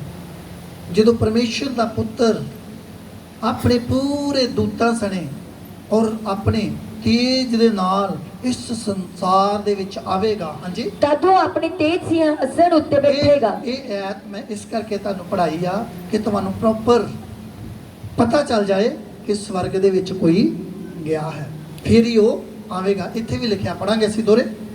ਜਦ ਮਨੁੱਖ ਦਾ ਪੁੱਤਰ ਆਪਣੇ ਜਦੋਂ ਤੇਜ ਮਨੁੱਖ ਨਾਲ ਦਾ ਪੁੱਤਰ ਆਪਣੇ ਤੇਜ ਦੇ ਨਾਲ ਆਵੇਗਾ, ਸਾਰੇ ਦੂਤਾਂ ਸਣੇ ਆਵੇਗਾ, ਸਾਰੇ ਦੂਤਾਂ ਨੂੰ ਨਾਲ ਲੈ ਕੇ ਆਵੇਗਾ, ਤਦ ਉਹ ਆਪਣੇ ਤੇਜ ਦੇ ਸਿੰਘਾਸਣ ਉੱਤੇ ਬੈਠੇਗਾ। ਆਪਣੇ ਤੇਜ ਦੇ ਸਿੰਘਾਸਨ ਦੇ ਉੱਪਰ ਜਦੋਂ ਬੈਠੇਗਾ, ਹਾਂ ਅਤੇ ਸਭ ਕੌਮਾਂ ਉਹਦੇ ਅੱਗੇ ਇਕੱਠੀਆਂ ਕੀਤੀਆਂ ਜਾਣਗੀਆਂ। ਕਿਹਨੂੰ ਇਕੱਠਾ ਕਰੇਗਾ? ਈਸਾਈਆਂ ਨੂੰ, ਅੰਗਰੇਜ਼ਾਂ ਨੂੰ, ਸਾਰੀਆਂ ਕੌਮਾਂ ਉਹਦੇ ਸਾਹਮਣੇ ਇਕੱਠੀਆਂ ਕੀਤੀਆਂ ਜਾਣਗੀਆਂ। ਹਾਂਜੀ ਹਾਂ ਪੜ੍ਹੀ ਜਾਵਾਂਗੇ। ਜਿਸ ਤਰ੍ਹਾਂ ਅਯਾਲੀ ਭੇਡਾਂ ਨੂੰ ਬੱਕਰੀਆਂ ਵਿੱਚੋਂ ਵੱਖਰਾ ਕਰਦਾ ਹੈ, ਸਾਰੀਆਂ ਕੌਮਾਂ ਜਦੋਂ ਉਹਦੇ ਸਾਹਮਣੇ ਇਕੱਠੀਆਂ ਕੀਤੀਆਂ ਜਾਣਗੀਆਂ ਤੇ ਜਿੱਦਾਂ ਅਜਾਲੀ ਭੇਡਾਂ ਨੂੰ ਬੱਕਰੀਆਂ ਦੇ ਵਿੱਚੋਂ ਅਲੱਗ ਕਰਦਾ ਹੈ, ਹਾਂ ਉਸੇ ਤਰ੍ਹਾਂ ਉਹਨਾਂ ਨੂੰ ਇੱਕ ਦੂਏ ਤੋਂ ਵੱਖਰਾ ਉਹ ਵੀ ਕਰੇਗਾ ਉਸੇ ਤਰ੍ਹਾਂ ਕਰੇਗਾ, ਇੱਕ ਦੂਸਰੇ ਨੂੰ ਉਹਨਾਂ ਦੇ ਵਿੱਚੋਂ ਅਲੱਗ ਕਰੇਗਾ। ਹਾਂਜੀ ਅਤੇ ਉਹ ਭੇਡਾਂ ਨੂੰ ਆਪਣੇ ਸੱਜੇ ਪਾਸੇ ਜਿਹੜੀਆਂ ਭੇਡਾਂ ਨੇ ਉਹਨਾਂ ਨੂੰ ਆਪਣੇ ਸੱਜੇ ਪਾਸੇ ਅਤੇ ਬੱਕਰੀਆਂ ਨੂੰ ਆਪਣੇ ਖੱਬੇ ਪਾਸੇ ਰੱਖਿਆ ਔਰ ਕਰੇਗਾ। ਬੱਕਰੀਆਂ ਨੂੰ ਆਪਣੇ ਖੱਬੇ ਪਾਸੇ ਖੜਿਆ ਕਰੇਗਾ। ਖੱਬੇ ਪਾਸੇ ਦਾ ਕੀ ਮਤਲਬ ਹੈ?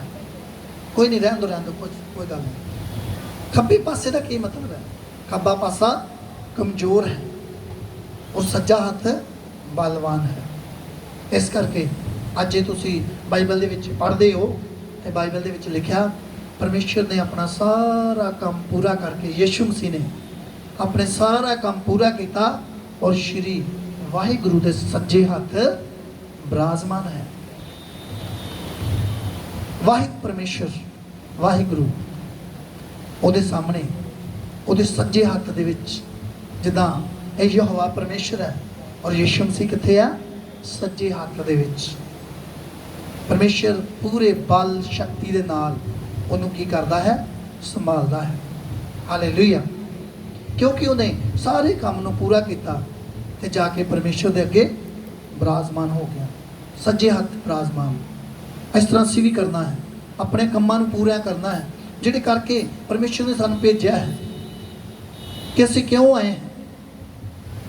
ਸਾਡਾ ਇੱਕ ਹੀ ਮਕਸਦ ਆ ਕਿ ਸਾਰੀ ਦੁਨੀਆ ਦੇ ਵਿੱਚ ਜਾਓ ਤੇ ਸੁਸਮਾਚਾਰ ਦਾ ਪ੍ਰਚਾਰ ਕਰੋ। ਜਦੋਂ ਯਿਸੂ ਮਸੀਹ ਦੇ ਕੋਲ ਉਹ ਆਦਮੀ ਆਇਆ, ਉਹਨੇ ਕਿਹਾ ਪਰਮੇਸ਼ਰ ਤੁਸੀਂ ਬਹੁਤ ਮਹਾਨ ਜੇ, ਤੁਸੀਂ ਬਹੁਤ ਵੱਡੇ ਵੱਡੇ ਕੰਮ ਕਰਦੇ ਹੋ, ਪਰ ਜੇਕਰ ਪਰਮੇਸ਼ਰ ਦਾ ਆਤਮਾ ਤੁਹਾਡੇ ਨਾਲ ਨਹੀਂਗਾ ਫਿਰ ਤੁਸੀਂ ਨਹੀਂ ਕਰ ਸਕਦੇ ਸੀ। ਔਰ ਕਹਿੰਦੇ ਅਸੀਂ ਚੰਗੀ ਤਰ੍ਹਾਂ ਜਾਣਦੇ ਹਾਂ। ਪਰਮੇਸ਼ਰ ਬੜਾ ਖੁਸ਼ ਨਹੀਂ ਹੋਇਆ, ਪਰਮੇਸ਼ਰ ਫੁੱਲਿਆ ਨਹੀਂ ਵੇਖ ਕੇ। ਉਹਨੇ ਕੀ ਕੀਤਾ? ਵਚਨ ਸੁਣਾਇਆ।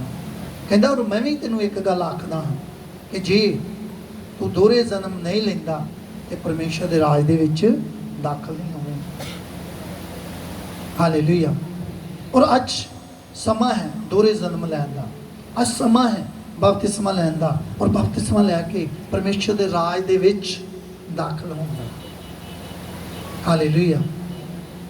ਔਰ ਜਿਹੜੇ ਲੋਕ ਬਪਤਿਸਮਾ ਪਾ ਚੁੱਕੇ ਆ, ਸੱਚਮੁੱਚ ਪਰਮੇਸ਼ਰ ਦੇ ਰਾਜ ਦੇ ਵਿੱਚ ਤੁਸੀਂ ਦਾਖਲ ਹੋਵੋ। ਔਰ ਜਿਹੜੇ ਨਹੀਂ ਬਪਤਿਸਮਾ ਜਿਨ੍ਹਾਂ ਨੇ ਲਿਆ, ਉਹਨਾਂ ਨੂੰ ਕੀ ਆ? ਜ਼ਰੂਰਤ ਆ ਬਪਤਿਸਮਾ ਲੈਣ ਦੀ। ਤੁਹਾਨੂੰ ਵੀ ਚਾਹੀਦਾ ਆ ਕਿ ਪਰਮੇਸ਼ਰ ਦੇ ਰਾਜ ਦੇ ਵਿੱਚ ਅਸੀਂ ਦਾਖਲ ਹੋਣਾ ਹੈ। ਹਾਲੇਲੂਇਆ। ਤੁਸੀਂ ਵੇਖਦੇ ਜਦੋਂ ਕੋਈ ਪ੍ਰੋਗਰਾਮ ਹੋਵੇ, ਮੈਰਿਜ ਹੋਵੇ, ਕਿਸੇ ਵੀ ਤਰ੍ਹਾਂ ਦਾ ਪ੍ਰੋਗਰਾਮ ਹੋਵੇ, ਤੁਹਾਨੂੰ ਸੋਹਣੇ ਕੱਪੜੇ ਪਾ ਕੇ ਜਾਣਾ ਪੈਂਦਾ ਆ। ਔਰ ਜੇ ਤੁਸੀਂ ਇੱਥੇ ਟੀਮ ਦੀ ਗੱਲ ਕਰੋ, ਜੇ ਉਹਨਾਂ ਦੇ ਕੋਲੋਂ ਵਰਦੀ ਨਾ ਹੋਵੇ ਤੇ ਉਹ ਟੀਮ ਦੇ ਵਿੱਚ ਦਾਖਲ ਨਹੀਂ ਹੋ ਸਕਦੇ। ਇਸੇ ਤਰ੍ਹਾਂ ਜਦ ਤੱਕ ਤੁਸੀਂ ਦੋਹਰੇ ਜਨਮ ਨਹੀਂ ਪਾਉਂਦੇ ਹੋ, ਪਰਮੇਸ਼ਰ ਦੇ ਰਾਜ ਦੇ ਵਿੱਚ ਦਾਖਲ ਨਹੀਂ ਹੋ ਸਕਦੇ। ਅਸੀਂ ਅੱਗੇ ਵੀ ਪੜਾਂਗੇ, ਜਲਦੀ ਪੜਿਆ। ਤਦ ਪਾਤਸ਼ਾਹ ਉਹਨਾਂ ਨੂੰ ਜਿਹੜੇ ਉਹਦੇ ਸੱਜੇ ਪਾਸੇ ਹੋਣ ਆਖੇਗਾ। ਆ ਪਾਤਸ਼ਾਹ ਕੀ ਕਹੇਗਾ? ਪਰਮੇਸ਼ਰ ਕੀ ਕਹੇਗਾ? ਜਿਹੜੀਆਂ ਭੇਡਾਂ ਔਰ ਬੱਕਰੀਆਂ ਨੇ ਉਹਨਾਂ ਨੂੰ ਕੀ ਕਹੇਗਾ? ਆ ਸੁਣਾਂਗੇ ਬੜੇ ਧਿਆਨ ਨਾਲ। ਹੇ ਮੇਰੇ ਪਿਤਾ ਦੇ ਮੁਬਾਰਕ ਲੋਕੋ ਆਓ। ਕਿਹੜੇ ਲੋਕਾਂ ਨੂੰ ਆਖੇਗਾ? ਜਿਹੜੇ ਸੱਜੇ ਪਾਸੇ। ਆ ਪੜਾਂਗੇ। ਤਦ ਪਾਤਸ਼ਾਹ ਉਹਨਾਂ ਨੂੰ ਜਿਹੜੇ ਉਹਨਾਂ ਦੇ ਸੱਜੇ ਪਾਸੇ ਹੋਣ। ਪਰਮੇਸ਼ਰ ਉਹਨਾਂ ਨੂੰ ਕਹੇਗਾ ਜਿਹੜੇ ਉਹਦੇ ਸੱਜੇ ਪਾਸੇ ਹੋਣਗੇ। ਹਾਂਜੀ।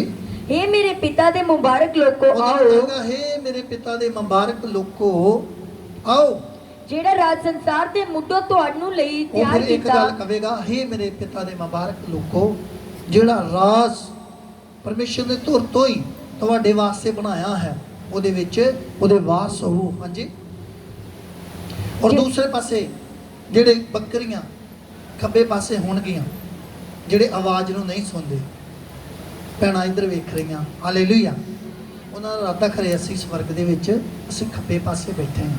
ਨਹੀਂ, ਤੁਸੀਂ ਪਰਮੇਸ਼ਰ ਦੇ ਮੁਬਾਰਕ ਲੋਕ ਜੀ। ਤੁਸੀਂ ਦਾਖਲ ਹੋ ਚੁੱਕੇ ਹੋ। ਤੁਸੀਂ ਸਾਰੇ ਲੋਕ ਪਰਮੇਸ਼ਰ ਨੂੰ ਜਾਣ ਚੁੱਕੇ ਹੋ। ਔਰ ਤੁਸੀਂ ਭੇਡਾਂ ਦੇ ਵਿੱਚ ਦਾਖਲ ਹੋ ਚੁੱਕੇ ਹੋ। ਹਾਲੇਲੂਇਆ। ਔਰ ਪਰਮੇਸ਼ਰ ਆਪਣੇ ਸਿੰਘਾਸਨ ਤੇ ਜਦੋਂ ਬੈਠੇਗਾ ਔਰ ਜਿਹੜੀਆਂ ਬੱਕਰੀਆਂ ਨੇ ਉਹਨਾਂ ਨੂੰ ਕੀ ਕਹੇਗਾ? ਪੜਾਂਗੇ ਅਸੀਂ। ਜਿਹੜਾ ਰਾਜ ਸੰਸਾਰ ਦੇ ਮੁੱਢੋਂ ਤੁਹਾਡੇ ਲਈ ਤਿਆਰ ਕੀਤਾ ਹੋਇਆ। ਉਹ ਭੇਡਾਂ ਨੂੰ ਤੇ ਇਹ ਕਹੇਗਾ ਕਿ ਜਿਹੜਾ ਰਾਜ ਸੰਸਾਰ ਦੇ ਮੁੱਢ ਤੋਂ ਤੁਹਾਡੇ ਵਾਸਤੇ ਇਹ ਰੱਖਿਆ ਹੋਇਆ ਹੈ, ਹਾਂਜੀ, ਉਹਨਾਂ ਦੇ ਵਾਰਿਸ ਹੋਵੋ। ਉਹਦੇ ਕੀ ਹੋਵੋ? ਵਾਰਸ ਹੋ ਜੋ। ਹਾਂਜੀ। ਕਿਉਂ ਜੋ ਮੈਂ ਭੁੱਖਾ ਸਾਂ ਹਾਂ। ਅਤੇ ਤੁਸੀਂ ਮੈਨੂੰ ਖਾਣ ਨੂੰ ਦਿੱਤਾ। ਸੁਣੋ, ਭੇਡਾਂ ਕੀ ਕੰਮ ਕਰਦੀਆਂ ਨੇ? ਉਹਨੇ ਕਿਹਾ ਮੈਂ ਭੁੱਖਾ ਸੀਗਾ, ਤੁਸੀਂ ਮੈਨੂੰ ਖਾਣਾ ਖਵਾਇਆ। ਹਾਂ। ਮੈਂ ਧਿਆਇਆ ਸਾਂ ਤਾਂ ਤੁਸੀਂ ਮੈਨੂੰ ਪਿਆਇਆ। ਤੇ ਲੱਗੀ ਸੀ, ਮੈਂ ਧਿਆਇਆ ਸੀਗਾ ਤੇ ਤੁਸੀਂ ਮੈਨੂੰ ਪਾਣੀ ਪਿਆਇਆ। ਹਾਂਜੀ। ਮੈਂ ਪ੍ਰਦਰਸ਼ੀ ਸਾਂ ਤਾਂ ਤੁਸੀਂ ਮੈਨੂੰ ਆਪਣੇ ਘਰ ਉਤਾਰਿਆ। ਮੈਂ ਪਰਦੇਸੀ ਸੀਗਾ, ਮੇਰੇ ਕੋਲ ਰਹਿਣ ਵਾਸਤੇ ਜਗ੍ਹਾ ਨਹੀਂ ਸੀ, ਤੁਸੀਂ ਮੈਨੂੰ ਰਹਿਣ ਵਾਸਤੇ ਜਗ੍ਹਾ ਦਿੱਤੀ। ਹਾਂਜੀ। ਮੈਂ ਨੰਗਾ ਸਾਂ ਤਾਂ ਤੁਸੀਂ ਮੈਨੂੰ ਪਹਿਨਾਇਆ। ਉਹ ਪਰਮੇਸ਼ਰ ਉਦੋਂ ਕਹੇਗਾ ਮੈਂ ਨੰਗਾ ਸੀਗਾ। ਜਿਹੜੇ ਲੋਕ ਸਵਰਗ ਦੇ ਵਿੱਚ ਹੋਣਗੇ ਉਹਨਾਂ ਨੂੰ ਕਹੇਗਾ ਮੈਂ ਨੰਗਾ ਸੀਗਾ, ਤੁਸੀਂ ਮੈਨੂੰ ਪਹਿਨਾਇਆ। ਹਾਂਜੀ। ਮੈਂ ਰੋਗੀ ਸਾਂ ਅਤੇ ਤੁਸੀਂ ਮੇਰੀ ਮੈਂ ਖਬਰ ਰੋਗੀ ਲਈ। ਸੀਗਾ, ਤੁਸੀਂ ਮੈਨੂੰ ਦਵਾਈ ਲੈ ਕੇ ਦਿੱਤੀ, ਮੇਰੀ ਦੇਖਭਾਲ ਕੀਤੀ। ਮੈਂ ਕੈਦ ਵਿੱਚ ਸਾਂ ਤੇ ਤੁਸੀਂ ਮੇਰੇ ਕੋਲ ਆਏ। ਜਦੋਂ ਮੈਂ ਕੈਦ ਦੇ ਵਿੱਚ ਸੀਗਾ ਤੁਸੀਂ ਮੇਰੇ ਕੋਲ ਆਏ, ਮੇਰੀ ਖਬਰ ਲਈ। ਹਾਂਜੀ। ਤਾਂ ਧਰਮੀ ਲੋਕ ਉਹਨਾਂ ਨੂੰ ਇਹ ਉੱਤਰ ਔਰ ਉਹ ਕੀ ਦੇਣਗੇ, ਕਹਿਣਗੇ? ਜਿਹੜੀਆਂ ਭੇਡਾਂ ਕੀ ਕਹਿਣਗੀਆਂ? ਪ੍ਰਭੂ ਜੀ ਅਸਾਂ ਤਾਂ ਕਦ ਤੈਨੂੰ ਭੁੱਖਾ ਵੇਖਿਆ ਅਤੇ ਖਵਾਇਆ। ਉਹ ਇੱਕ ਸਵਾਲ ਕਰਨਗੀਆਂ, ਕਹਿਣਗੇ ਪਰਮੇਸ਼ਰ ਕਦੋਂ ਅਸੀਂ ਤੈਨੂੰ ਵੇਖਿਆ? ਕਦੋਂ ਭੁੱਖਾ ਵੇਖਿਆ ਸੀਗਾ? ਕਦੋਂ ਤੈਨੂੰ ਪਿਆਇਆ ਸੀਗਾ? ਕਦੋਂ ਤੈਨੂੰ ਖਵਾਇਆ ਸੀਗਾ? ਕਦੋਂ ਤੈਨੂੰ ਕੱਪੜੇ ਦਿੱਤੇ ਸੀਗੇ? ਔਰ ਪਰਮੇਸ਼ਰ ਇੱਕ ਗੱਲ ਕਹੇਗਾ। ਕੀ ਕਹੇਗਾ? ਕਹਿੰਦਾ ਜੇ ਤੁਸੀਂ ਕਿਸੇ ਗਰੀਬ ਨੂੰ ਖਾਣਾ ਖਵਾਇਆ, ਤੁਸੀਂ ਮੈਨੂੰ ਖਾਣਾ ਖਵਾਇਆ। ਜੇ ਤੁਸੀਂ ਕਿਸੇ ਨੰਗੇ ਨੂੰ ਕੱਪੜੇ ਦਿੱਤੇ, ਤੁਸੀਂ ਮੈਨੂੰ ਪਹਿਨਾਇਆ। ਜਦੋਂ ਤੁਸੀਂ ਕਿਸੇ ਪਿਆਸੇ ਨੂੰ ਪਾਣੀ ਪਿਆਇਆ ਔਰ ਤੁਸੀਂ ਮੈਨੂੰ ਪਿਆਇਆ। ਔਰ ਪਰਮੇਸ਼ਰ ਕੀ ਕਹੇਗਾ? ਜਿਹੜਾ ਇਹਨਾਂ ਛੋਟਿਆਂ ਦੇ ਵਿੱਚੋਂ ਕਿਸੇ ਨਾਲ ਵੀ ਇਸ ਤਰ੍ਹਾਂ ਕਰਦਾ ਹੈ ਉਹ ਮੇਰੇ ਨਾਲ ਕਰਦਾ ਹੈ। ਪੜ੍ਹਿਓ ਜ਼ਰਾ ਅੱਗੇ। ਕਦ ਅਸਾਂ ਪਰਦੇਸੀ ਵੇਖਿਆ। ਉਹ ਪੁੱਛੀ ਜਾਣਗੇ ਅਸੀਂ ਕਦ ਤੈਨੂੰ ਪਰਦੇਸੀ ਵੇਖਿਆ? ਅਤੇ ਕਦ ਆਪਣੇ ਘਰ ਉਤਾਰਿਆ। ਹਾਂ, ਪੜ੍ਹੀ ਜਾਵਾਂਗੇ। ਜਾਂ ਨੰਗਾ ਵੇਖਿਆ ਤੇ ਪਹਿਨਾਇਆ। ਉਹ ਸਵਾਲ ਕਰਨਗੇ ਪਰਮੇਸ਼ਰ ਅਸੀਂ ਕਦੋਂ ਤੈਨੂੰ ਵੇਖਿਆ ਸੀਗਾ? ਹਾਂਜੀ। ਕਦ ਅਸਾਂ ਤੈਨੂੰ ਰੋਗੀ ਜਾਂ ਕੈਦੀ ਵੇਖਿਆ ਤੇ ਤੇਰੇ ਕੋਲ ਆਏ। ਹਾਂ ਹਾਂ। ਪਾਤਸ਼ਾਹ ਉਹਨਾਂ ਨੂੰ ਉੱਤਰ ਦੇਵੇਗਾ, ਹਾਂ ਹਾਂ। ਮੈਂ ਤੁਹਾਨੂੰ ਸੱਚ ਆਖਦਾ ਹਾਂ। ਉਹ ਕਹੇਗਾ ਮੈਂ ਤੁਹਾਨੂੰ ਸੱਚ ਆਖਦਾ ਹਾਂ। ਕਿ ਹਾਂਜੀ। ਜਦ ਤੁਸੀਂ ਮੇਰਾ ਇਹਨਾਂ ਸਭਾ ਤੋਂ ਛੋਟੇ ਭਰਾਵਾਂ ਵਿੱਚੋਂ ਕਿਸੇ ਇੱਕ ਨਾਲ ਇਹ ਉਹ ਕੀਤਾ। ਕਹਿੰਦਾ ਜੇ ਤੁਸੀਂ ਇਹ ਇਹਨਾਂ ਆਪਣੇ ਭੈਣਾਂ ਦੇ ਵਿੱਚੋਂ ਭਰਾਵਾਂ ਦੇ ਵਿੱਚੋਂ ਕਿਸੇ ਨਾਲ ਇਸ ਤਰ੍ਹਾਂ ਉਹਦੀ ਮਦਦ ਕੀਤੀ ਆ, ਤੁਸੀਂ ਮੇਰੀ ਮਦਦ ਕੀਤੀ ਹੈ। ਅੱਜ ਬਹੁਤ ਸਮਾਂ ਭਿਆਨਕ ਹੈ, ਇੱਕ ਦੂਸਰੇ ਦੀ ਲੋਕ ਮਦਦ ਨਹੀਂ ਕਰਦੇ, ਇੱਕ ਦੂਸਰੇ ਨੂੰ ਹਸਪੀਟਲ ਨਹੀਂ ਲੈ ਕੇ ਜਾਂਦੇ। ਬੰਦਾ ਭਾਵੇਂ ਮਰਨੇ ਪਿਆ ਹੋਵੇ, ਉਹ ਕੀ ਕਰਨਗੇ? ਉਹਦੀ ਦੇਖਭਾਲ ਨਹੀਂ ਕਰਨਗੇ, ਉਹਨੂੰ ਵੇਖਣਗੇ ਨਹੀਂ, ਉਹਨੂੰ ਹਸਪੀਟਲ ਨਹੀਂ ਲੈ ਕੇ ਜਾਣਗੇ। ਔਰ ਪਰਮੇਸ਼ਰ ਕੀ ਕਹੇਗਾ? ਫਿਰ ਬੱਕਰੀਆਂ ਦੇ ਵਿੱਚ ਤੁਹਾਡਾ ਨਾਮ ਲਿਖ ਦੇਵੇਗਾ। ਔਰ ਜਿਹੜੀਆਂ ਬੱਕਰੀਆਂ ਸੀਗੀਆਂ ਉਹਨਾਂ ਨੂੰ ਕੀ ਕਹੇਗਾ? ਪੜਾਂਗੇ ਅਸੀਂ, ਪੜੀ ਜਾਓ ਜਲਦੀ ਜਲਦੀ। ਤਦ ਜਿਹੜੇ ਖੱਬੇ ਪਾਸੇ ਹੋਣ, ਜਿਹੜੇ ਖੱਬੇ ਪਾਸੇ ਹੋਣਗੇ ਉਹਨਾਂ ਨੂੰ ਕੀ ਕਹੇਗਾ? ਉਹਨਾਂ ਨੂੰ ਵੀ ਉਹ ਕਹੇਗਾ, ਉਹਨਾਂ ਨੂੰ ਇੱਕ ਗੱਲ ਕਹੇਗਾ, ਹੇ ਸਰਾਪਿਓ, ਹੇ ਸਰਾਪੇ ਲੋਕੋ, ਹਾਂ, ਮੇਰੇ ਕੋਲ ਉਹ ਸੰਦੀਪਕ ਅੱਗ ਵਿੱਚ ਚਲੇ ਜਾਓ। ਮੇਰੇ ਕੋਲੋਂ ਉਸ ਸੰਦੀਪਕ ਅੱਗ ਦੇ ਵਿੱਚ ਚਲੇ ਜਾਓ, ਜਿਹੜੀ ਸ਼ੈਤਾਨ ਅਤੇ ਉਹਦੇ ਦੂਤਾਂ ਲਈ ਤਿਆਰ ਕੀਤੀ ਹੋਈ ਜਿਹੜੀ ਹੈ। ਮੁੱਢ ਤੋਂ ਉਹ ਕਹੇਗਾ, ਹੇ ਸਰਾਪੇ ਲੋਕੋ, ਮੇਰੇ ਕੋਲੋਂ ਦੂਰ ਚਲੇ ਜਾਓ। ਜਿਹੜੀਆਂ ਬੱਕਰੀਆਂ ਹੋਣਗੀਆਂ, ਅੱਜ ਤੁਸੀਂ ਵੇਖ ਸਕਦੇ ਹੋ, ਜੇ ਤੁਸੀਂ ਪਰਮੇਸ਼ਰ ਦੇ ਵਚਨ ਦੇ ਵਿੱਚ ਇੱਕ ਗੱਲ ਲਿਖੀ ਹੈ, ਕਹਿੰਦਾ ਸਾਰੇ ਦਸਵੰਧ ਭੇਂਟਾਂ ਮੇਰੇ ਮੋਦੀ ਖਾਨੇ ਵਿੱਚ ਲੈ ਕੇ ਆਓ ਤਾਂ ਕਿ ਇੱਥੇ ਭੋਜਨ ਬਣੇ। ਇੱਥੇ ਭੋਜਨ ਦੀ ਗੱਲ ਚੱਲ ਰਹੀ ਹੈ। ਪਰਮੇਸ਼ਰ ਕਹਿ ਰਿਹਾ ਜੇ ਤੁਸੀਂ ਇਹਨਾਂ ਛੋਟੇ ਭਾਈਆਂ ਦੇ ਵਿੱਚੋਂ ਕਿਸੇ ਨੂੰ ਖਵਾਇਆ ਹੈ, ਤੁਸੀਂ ਮੈਨੂੰ ਖਵਾਇਆ ਹੈ। ਜੇ ਚਰਚ ਦੇ ਵਿੱਚ ਕਿਸੇ ਗਰੀਬ ਨੂੰ ਤੁਸੀਂ ਮਦਦ ਕੀਤੀ ਆ, ਤੁਸੀਂ ਮੇਰੀ ਕੀਤੀ ਆ।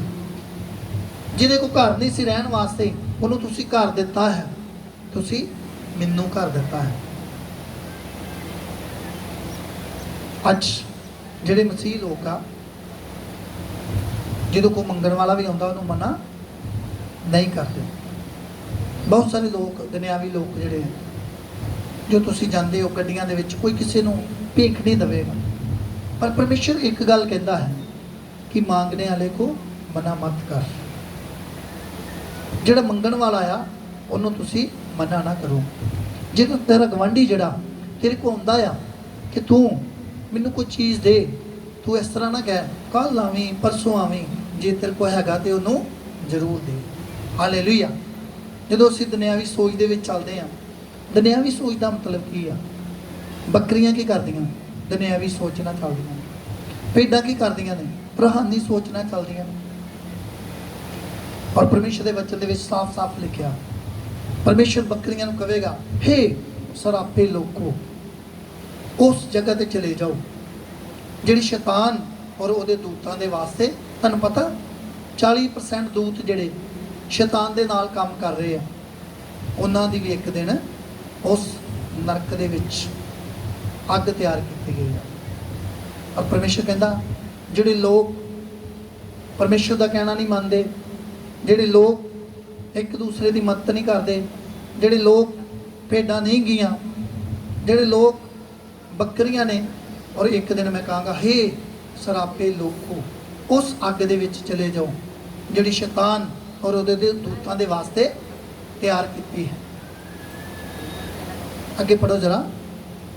ਕਿਉਂ ਜੋ ਮੈਂ ਭੁੱਖਾ ਸਾਂ ਤਾਂ ਤੁਸੀਂ ਮੈਨੂੰ ਨਾ ਖਵਾਇਆ। ਉਹ ਕੀ ਕਹੇਗਾ? ਮੈਂ ਭੁੱਖਾ ਸੀਗਾ, ਤੁਸੀਂ ਮੈਨੂੰ ਖਵਾਇਆ ਨਹੀਂ। ਮੈਂ ਪਿਆਇਆ ਸਾਂ ਤਾਂ ਤੁਸੀਂ ਮੈਨੂੰ ਨਾ ਪਿਆਇਆ। ਮੈਨੂੰ ਪਿਆਸ ਲੱਗੀ ਸੀ ਪਰ ਤੁਸੀਂ ਮੈਨੂੰ ਪਿਆਇਆ ਨਹੀਂ। ਮੈਂ ਪਰਦੇਸੀ ਸਾਂ, ਤੁਸੀਂ ਮੈਨੂੰ ਆਪਣੇ ਘਰ ਨਾ ਉਤਾਰਿਆ। ਮੈਂ ਪਰਦੇਸੀ ਸੀਗਾ, ਤੁਸੀਂ ਮੈਨੂੰ ਆਪਣੇ ਘਰ ਦੇ ਵਿੱਚ ਨਹੀਂ ਉਤਾਰਿਆ। ਮੈਂ ਨੰਗਾ ਸਾਂ, ਤੁਸੀਂ ਮੈਨੂੰ ਨਾ ਪਹਿਨਾਇਆ। ਯਿਸੂ ਕਹੇਗਾ, ਮੈਂ ਨੰਗਾ ਸੀਗਾ, ਤੁਸੀਂ ਮੈਨੂੰ ਕੱਪੜੇ ਨਹੀਂ ਦਿੱਤੇ। ਹਾਂਜੀ। ਮੈਂ ਰੋਗੀ ਅਤੇ ਕੈਦੀ ਸਾਂ, ਤੁਸੀਂ ਮੇਰੀ ਖਬਰ ਨਾ ਲਈ। ਮੈਂ ਰੋਗੀ ਸੀਗਾ, ਤੁਸੀਂ ਮੇਰੀ ਖਬਰ ਲੈਣ ਨਹੀਂ ਆਏ। ਮੈਂ ਕੈਦੀ ਸੀਗਾ, ਤੁਸੀਂ ਮੇਰੀ ਮੁਲਾਕਾਤ ਤੇ ਨਹੀਂ ਆਏ। ਹਾਂਜੀ। ਤਦ ਉਹ ਵੀ ਉਹਨਾਂ ਉੱਤਰ ਦੇਵੇਗਾ, ਉਹ ਵੀ ਉੱਤਰ ਦੇਵੇਗਾ, ਪ੍ਰਭੂ ਜੀ, ਕਦ ਅਸਾਂ ਤੈਨੂੰ ਭੁੱਖਾ ਜਾਂ ਧਿਆਇਆ ਜਾਂ ਪਰਦੇਸੀ ਜਾਂ ਨੰਗਾ ਜਾਂ ਉਹ ਰੋਗੀ। ਕੀ ਕਹਿਣਗੇ?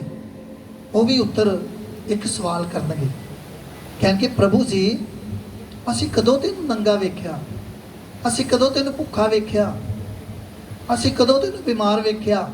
ਅਸੀਂ ਕਦੋਂ ਤੈਨੂੰ ਦਵਾਈ ਨਹੀਂ ਲੈ ਕੇ ਦਿੱਤੀ? ਤੂੰ ਕਦੋਂ ਜੇਲ੍ਹ ਦੇ ਵਿੱਚ ਸੀਗਾ? ਅਸੀਂ ਤੇਰੀ ਖਬਰ ਲੈਣ ਨਹੀਂ ਆਏ। ਉਹ ਕੀ ਕਹੇਗਾ? ਪੜਾਂਗੇ ਅਸੀਂ। ਤਦ ਉਹ ਉਹਨਾਂ ਨੂੰ ਉੱਤਰ ਦੇਵੇਗਾ, ਇੱਕ ਉੱਤਰ ਦੇਵੇਗਾ, ਇੱਕ ਜਵਾਬ ਦੇਵੇਗਾ, ਮੈਂ ਤੁਹਾਨੂੰ ਸੱਚ ਆਖਦਾ ਹਾਂ। ਫਿਰ ਉਹਨਾਂ ਨੂੰ ਕਹੇਗਾ, ਕਿਉਂਕਿ ਪਰਮੇਸ਼ਰ ਕਦੇ ਵੀ ਝੂਠ ਨਹੀਂ ਬੋਲਦਾ। ਉਹ ਕਹੇਗਾ, ਮੈਂ ਤੁਹਾਨੂੰ ਸੱਚ ਆਖਦਾ ਹਾਂ ਕਿ ਜਦ ਤੁਸੀਂ ਇਹਨਾਂ ਸਭਨਾਂ ਤੋਂ ਛੋਟਿਆਂ ਵਿੱਚੋਂ ਇੱਕ ਨਾਲ ਇਹ ਨਾ ਕੀਤਾ, ਤੁਸੀਂ ਇਹਨਾਂ ਛੋਟਿਆਂ ਦੇ ਵਿੱਚੋਂ ਜਿਹੜਾ ਕੋਈ ਗਰੀਬ ਆ, ਜਿਹੜਾ ਕੋਈ ਭੁੱਖਾ ਆ, ਬੇਲਚਾਰ ਆ, ਜਿਹੜਾ ਕੋਈ ਜਿਹਦੇ ਕੋਲ ਕੱਪੜੇ ਨਹੀਂ ਗਏ ਉਹਨੂੰ ਕੱਪੜੇ ਨਹੀਂ ਦਿੱਤੇ, ਜਿਹਦੇ ਕੋਲ ਜਗ੍ਹਾ ਨਹੀਂ ਗਈ ਉਹਨੂੰ ਜਗ੍ਹਾ ਨਹੀਂ ਦਿੱਤੀ, ਤੁਸੀਂ ਮੇਰੇ ਨਾਲ ਇਸ ਤਰ੍ਹਾਂ ਨਹੀਂ ਕੀਤਾ। ਜੇ ਤੁਸੀਂ ਉਹਦੇ ਨਾਲ ਮਾੜਾ ਕੀਤਾ ਤੇ ਤੁਸੀਂ ਮੇਰੇ ਨਾਲ ਵੀ ਮਾੜਾ ਕੀਤਾ ਹੈ। ਹਾਲੇਲੂਇਆ। ਮੈਂ ਸੋਚ ਰਿਹਾ ਸੀ ਕੱਲ ਇੱਕ ਜਗ੍ਹਾ ਦੇ ਵਿੱਚ, ਇੱਕ ਕਲੋਨੀ ਦੇ ਵਿੱਚ, ਇੱਕ ਕਲੋਨੀ ਦਾ ਮਾਲਕ ਸੀ। ਮੈਂ ਉਹਦੇ ਨਾਲ ਗੱਲ ਕਰ ਰਿਹਾ ਸੀਗਾ। ਮੈਂ ਜਗ੍ਹਾ ਵੇਖਣ ਦੇ ਵਾਸਤੇ ਗਿਆ, ਚਰਚ ਦੀ ਜਗ੍ਹਾ। ਮੈਂ ਉਹਨਾਂ ਦੇ ਨਾਲ ਅਸੀਂ ਸਲਾਹ ਕਰ ਰਹੇ ਸੀਗੇ। ਕਹਿੰਦੇ ਇੱਕ ਜਗ੍ਹਾ ਤੇ 600 ਗਜ ਜਗ੍ਹਾ ਆ, ਇੱਕ ਤੇ 2 ਕਨਾਲਾਂ ਜਗ੍ਹਾ ਆ, ਇੱਕ ਤੇ 2000 ਗਜ ਹੈ। ਮੈਂ ਕਿਹਾ, ਮੈਂ ਇਹ ਸੋਚਦਾ ਆ ਕਿ ਤੁਸੀਂ ਸਾਨੂੰ ਸਸਤੀ ਔਰ ਵਧੀਆ ਜਗ੍ਹਾ ਲੱਭ ਕੇ ਦਵੋ, ਜਿਹੜੀ ਸ਼ਹਿਰ ਦੇ ਲਾਗੇ ਹੋਵੇ। 1 ਕਿੱਲਾ ਚਾਹੇ 1 ਵਿਗਾ ਕਾਫੀ ਜ਼ਮੀਨ ਹੁੰਦੀ ਆ, ਇੱਕ ਪਾਸੇ ਸਾਡੀ ਚਰਚ ਬਣੇ। ਔਰ ਮੈਂ ਕਿਹਾ, ਮੈਂ ਇਹ ਸੋਚਦਾ ਆ ਕਿ ਜਿੰਨੇ ਚਰਚ ਦੇ ਵਿੱਚ ਲੋਕ ਆ, ਜਿਨ੍ਹਾਂ ਕੋਲ ਜਗ੍ਹਾ ਨਹੀਂ ਲਈ ਜਾਂਦੀ, ਉਹਨਾਂ ਨੂੰ ਸਾਰੀ ਜਗ੍ਹਾ ਕੱਟ ਕੇ ਘਰ ਬਣਾ ਕੇ ਦੇਈਏ। ਹਾਲੇਲੂਇਆ। ਮੈਂ ਕਿਹਾ, ਜਿਹੜਾ ਉਹ ਕਿਰਾਇਆ ਦਿੰਦੇ ਆ, ਕੁਝ ਵੀ ਕਰਦੇ ਆ, ਉਹ ਪਰਮੇਸ਼ਰ ਦੇ ਘਰ ਦੇ ਵਿੱਚ ਸਾਰਾ ਲੈ ਕੇ ਆਉਣ। ਹਾਲੇਲੂਇਆ। ਮੈਂ ਕਿਹਾ, ਫਿਰ ਪਰਮੇਸ਼ਰ ਦੇ ਵਾਸਤੇ, ਕਿਉਂਕਿ ਕੋਈ ਵੀ ਇਨਸਾਨ ਇਸ ਤਰ੍ਹਾਂ ਦਾ ਨਹੀਂਗਾ ਜਿਹੜਾ ਪਰਮੇਸ਼ਰ ਕੋਲ ਲੈ ਕੇ ਤੇ ਉਹਨੂੰ ਵਾਪਸ ਨਹੀਂ ਦੇਵੇਗਾ। ਹਾਲੇਲੂਇਆ। ਇਸ ਕਰਕੇ ਤੁਹਾਨੂੰ ਕਹੀਦਾ ਹੈ, ਤੁਹਾਡਾ ਸਪੈਸ਼ਲ ਬੀਸ ਬੜੇ ਕੰਮ ਕਰਦਾ ਹੈ, ਬੜੇ ਵੱਡੇ ਕੰਮ ਤੁਸੀਂ ਵੇਖ ਸਕਦੇ ਹੋ। MSS, ਜਦੋਂ ਫੇਸਬੁੱਕ ਤੇ ਜਾਓਗੇ ਨਾ, MSS ਮਸੀਹ ਸੇਵਾ ਸੁਸਾਇਟੀ, ਕਿੰਨੇ ਲੋਕਾਂ ਦੇ ਕੰਮ ਕੀਤੇ। ਜਿਹੜੀ ਪਰਮੇਸ਼ਰ ਦੀ ਦਾਸੀ ਇਸ ਜਗ੍ਹਾ ਤੁਸੀਂ ਵੇਖ ਰਹੇ ਹੋ, ਇਹ ਸਪੈਸ਼ਲ ਕਿਸੇ ਵੀ ਕਾਸਟ ਦੀ ਲੜਕੀ ਦਾ ਵਿਆਹ ਹੋਵੇ, ਕੁਝ ਵੀ ਹੋਵੇ, ਇਹਨਾਂ ਨੇ ਆਪਣੇ ਕੋਲੋਂ ਇੱਕ ਟੀਮ ਨੂੰ ਲੈ ਕੇ ਜਾਣਾ, ਚੂੜਾ ਲੈ ਕੇ ਜਾਣਾ, ਜੋ ਵੀ ਕਾਰ ਵਿਹਾਰ, ਕੱਪੜੇ ਲੈ ਕੇ ਜਾਣੇ, ਸਾਰਾ ਕੁਝ ਲੈ ਕੇ ਜਾਣਾ। ਔਰ ਪਿਛਲੇ ਦਿਨਾਂ ਦੇ ਵਿੱਚ ਕਿੱਡੇ ਕਿੱਡੇ ਵੱਡੇ ਕੰਮ ਮਸੀਹ ਸੇਵਾ ਸੁਸਾਇਟੀ ਨੇ ਕੀਤੇ। ਕਿਸੇ ਨੂੰ ਮਕਾਨ ਬਣਾ ਕੇ ਦਿੱਤੇ, ਕਿਸੇ ਨੂੰ ਕੁਛ ਕਰਕੇ ਦਿੱਤਾ, ਕਿਸੇ ਨੂੰ ਕੱਪੜੇ ਲੈ ਕੇ ਦਿੱਤੇ ਆ। ਬਹੁਤ ਸਾਰੇ ਕੰਮ ਕਈ ਵਾਰੀ ਝੁੱਗੀਆਂ ਦੇ ਵਿੱਚ, ਸਾਰੀਆਂ ਗੱਲਾਂ ਅਸੀਂ ਨਹੀਂ ਦੱਸਦੇ। ਹਾਲੇਲੂਇਆ। ਕਿਉਂ? ਕਿਉਂਕਿ ਵਚਨ ਦੇ ਵਿੱਚ ਲਿਖਿਆ, ਜੇ ਤੇਰਾ ਸੱਜਾ ਹੱਥ ਦਾਨ ਕਰਦਾ ਤੇ ਖੱਬੇ ਨੂੰ ਵੀ ਪਤਾ ਨਹੀਂ ਲੱਗਣਾ ਚਾਹੀਦਾ। ਔਰ ਜੇ ਖੱਬਾ ਹੱਥ ਦਾਨ ਕਰਦਾ ਤੇ ਸੱਜੇ ਨੂੰ ਵੀ ਪਤਾ, ਕਿ ਬੰਦਾ ਦਾਨ ਕਰਦਾ ਤੇ ਜਨਾਨੀ ਨੂੰ ਵੀ ਪਤਾ। ਦਾਨ ਇਹ ਨਹੀਂ ਕਿ ਤੁਸੀਂ ਬਾਹਰ ਇੱਕ ਕਿੱਲਾ ਜ਼ਮੀਨ ਲਈ ਹੋਏ ਤੇ ਜਨਾਨੀ ਨੂੰ ਪਤਾ ਹੀ ਨਾ ਹੋਵੇ। ਦਾਨ ਦੀ ਗੱਲ ਹੈ। ਔਰ ਪਰਮੇਸ਼ਰ ਨੇ ਇੱਕ ਗੱਲ ਹੋਰ ਕਹੀ ਆ, ਆਪਣੀ ਪਤਨੀ ਦੇ ਨਾਲ ਆਪਣੇ ਜਿਹਾ ਪਿਆਰ ਕਰ। ਸਿਰਫ ਦਾਨ ਦੇ ਵਾਸਤੇ ਕਿਹਾ ਆ ਕਿ ਜਦੋਂ ਤੂੰ ਦਾਨ ਕਰੇ, ਤੇਰਾ ਸੱਜਾ ਹੱਥ ਦਾਨ ਕਰੇ ਤੇ ਖੱਬੇ ਨੂੰ ਵੀ ਪਤਾ ਨਹੀਂ ਲੱਗਣਾ ਚਾਹੀਦਾ, ਤਾਂ ਕਿ ਤੇਰਾ ਦਾਨ ਕਬੂਲ ਹੋ ਜਾਏ। ਪਰਮੇਸ਼ਰ ਦੀ ਦਾਸੀ ਤੁਸੀਂ ਵੇਖ ਰਹੇ ਹੋ, ਜਦੋਂ ਇਹ ਦਾਨ ਕਰਦੇ ਸੀਗੇ, ਅੱਜ ਵੀ ਕਈ ਵਾਰੀ ਮੈਨੂੰ ਨਹੀਂ ਪਤਾ ਹੁੰਦਾ। ਜਦੋਂ ਬਾਹਰੋਂ ਮਾਸਟਰ ਆਉਂਦੇ ਆ, ਇਹਨਾਂ ਨੇ ਵੱਡੀ ਪੇਟੀ ਲਾਈ ਹੈ, ਵੱਡੀ ਪੇਟੀ, ਉਹਦੇ ਵਿੱਚ ਸੁੱਟੀ ਜਾਣੇ ਆ। ਜਦੋਂ ਕੋਈ ਪਰਮੇਸ਼ਰ ਦਾ ਦਾਸ ਆਇਆ ਤੇ ਕਈ ਵਾਰੀ ਮੈਨੂੰ ਵੀ ਪਤਾ ਨਹੀਂ ਹੁੰਦਾ ਤੇ ਮੈਂ ਹੁਣ ਪੁੱਛਦਾ ਵੀ ਨਹੀਂ ਗਾ। ਹਾਲੇਲੂਇਆ। ਕਿਉਂਕਿ ਪਰਮੇਸ਼ਰ ਦਾ ਵਚਨ ਪੂਰਾ ਹੁੰਦਾ ਹੈ।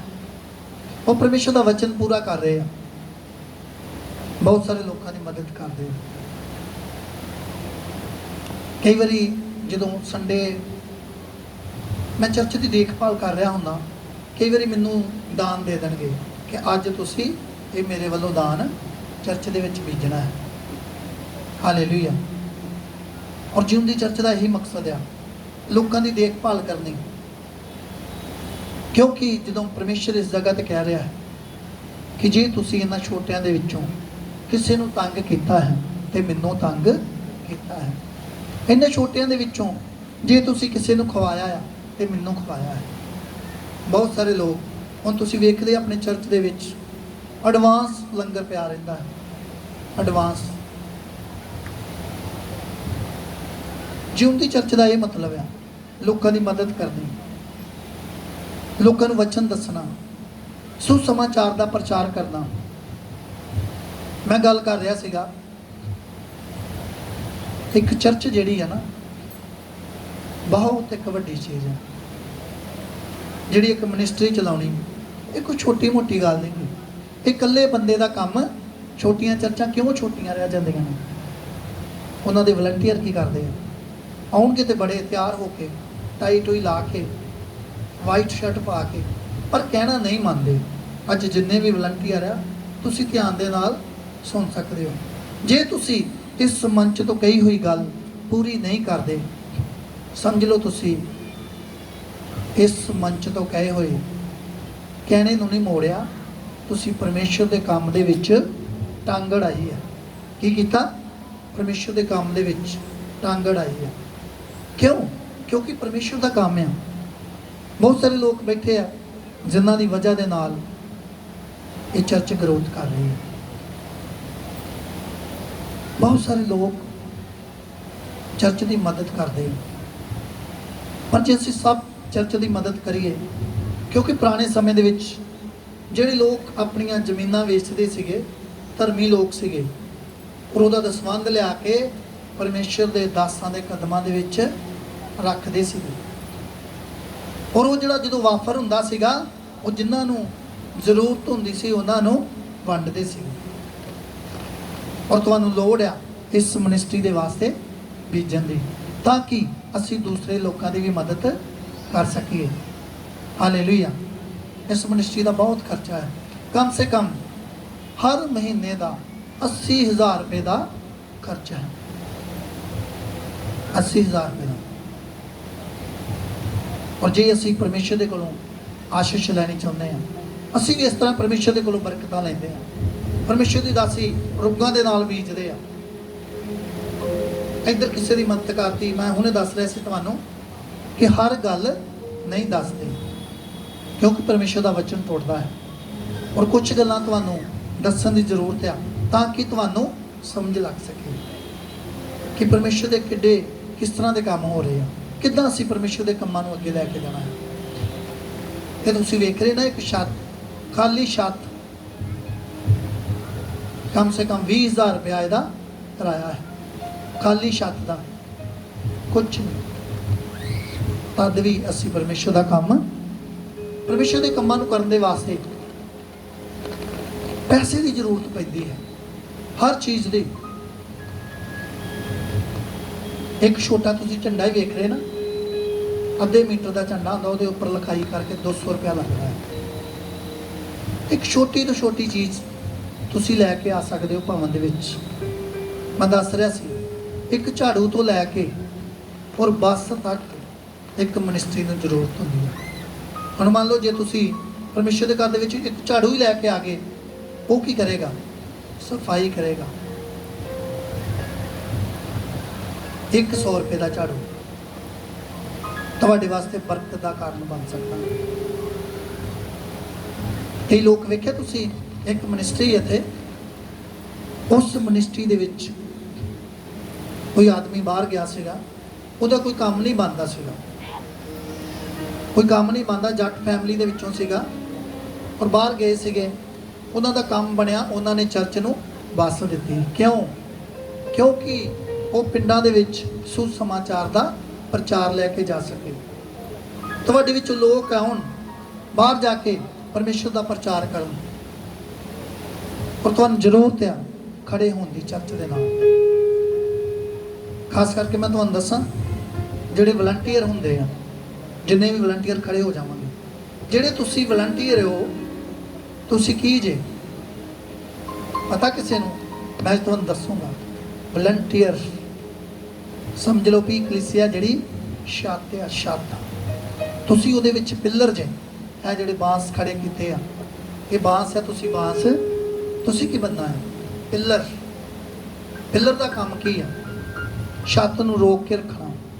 ਬੇਸ਼ੱਕ ਥੱਲੇ ਕੋਈ ਕੰਧ ਨਾ ਵੀ ਹੋਵੇ, ਔਰ ਪਿੱਲਰ ਜੇ ਹੋਵੇਗਾ ਤੇ ਉਹਦੇ ਉੱਤੇ ਛੱਤ ਟਿੱਕੀ ਰਹੇਗੀ। ਇਹ ਸਾਰੀ ਕਲੀਸਿਆ ਜਿਹੜੀ ਤੁਹਾਡੇ ਸਿਰ ਤੇ ਹੈ, ਤੁਸੀਂ ਇਹਨਾਂ ਨੂੰ ਗਾਈਡ ਕਰਨਾ ਹੈ। ਜੇ ਤੁਸੀਂ ਗੇਟ ਦੇ ਵਿੱਚ ਖਲੋਤੇ ਹੋ, ਥੋੜੀ ਦੇਰ ਤੱਕ ਚਰਚ ਬਣ ਜਾਵੇਗੀ ਔਰ ਪੂਰੇ ਢੰਗ ਦੇ ਨਾਲ ਤੁਹਾਨੂੰ ਦੱਸਿਆ ਜਾਵੇਗਾ। ਜਦੋਂ ਤੁਸੀਂ ਗੇਟ ਤੇ ਖਲੋਤੇ ਹੋ, ਆਉਂਦੇ ਏਜੰਸੀ ਦੀ ਕਹਿਣ ਦੀ ਜ਼ਰੂਰਤ ਹੈ। ਹਾਲੇਲੂਇਆ। ਕਈ ਨਵੇਂ ਲੋਕ ਆਉਂਦੇ, ਉਹਨਾਂ ਨੂੰ ਏਜੰਸੀ ਦੀ ਵੀ ਕਹਿਣ ਦੀ, ਉਹ ਕਹਿਣਗੇ ਜੈ ਮਾਸੀ ਦੀ, ਹੈ ਨਾ, ਇੱਦਾਂ ਕਹਿ ਦਿੰਦੇ। ਕਿ ਜੋ ਤੁਸੀਂ ਕਹੋਗੇ ਜੈ ਮਸੀਹ ਦੀ, ਉਹ 2-3 ਵਾਰੀ ਸੁਣੇਗਾ, ਉਹ ਨਾਲੇ ਉਹ ਨੰਬਰ ਹੋ ਜਾਏਗਾ ਕਿ ਬਹੁਤ ਵਧੀਆ ਵਲੰਟੀਅਰ ਹੈ। ਹਾਲੇਲੂਇਆ।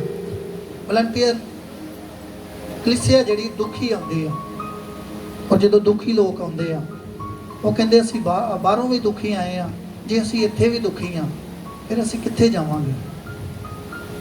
ਔਰ ਤੁਸੀਂ ਪਿੱਲਰ ਬਣਨਾ ਹੈ ਤਾਂ ਕਿ ਛੱਤ ਜਿਹੜੀ ਟਿੱਕੀ ਰਵੇ।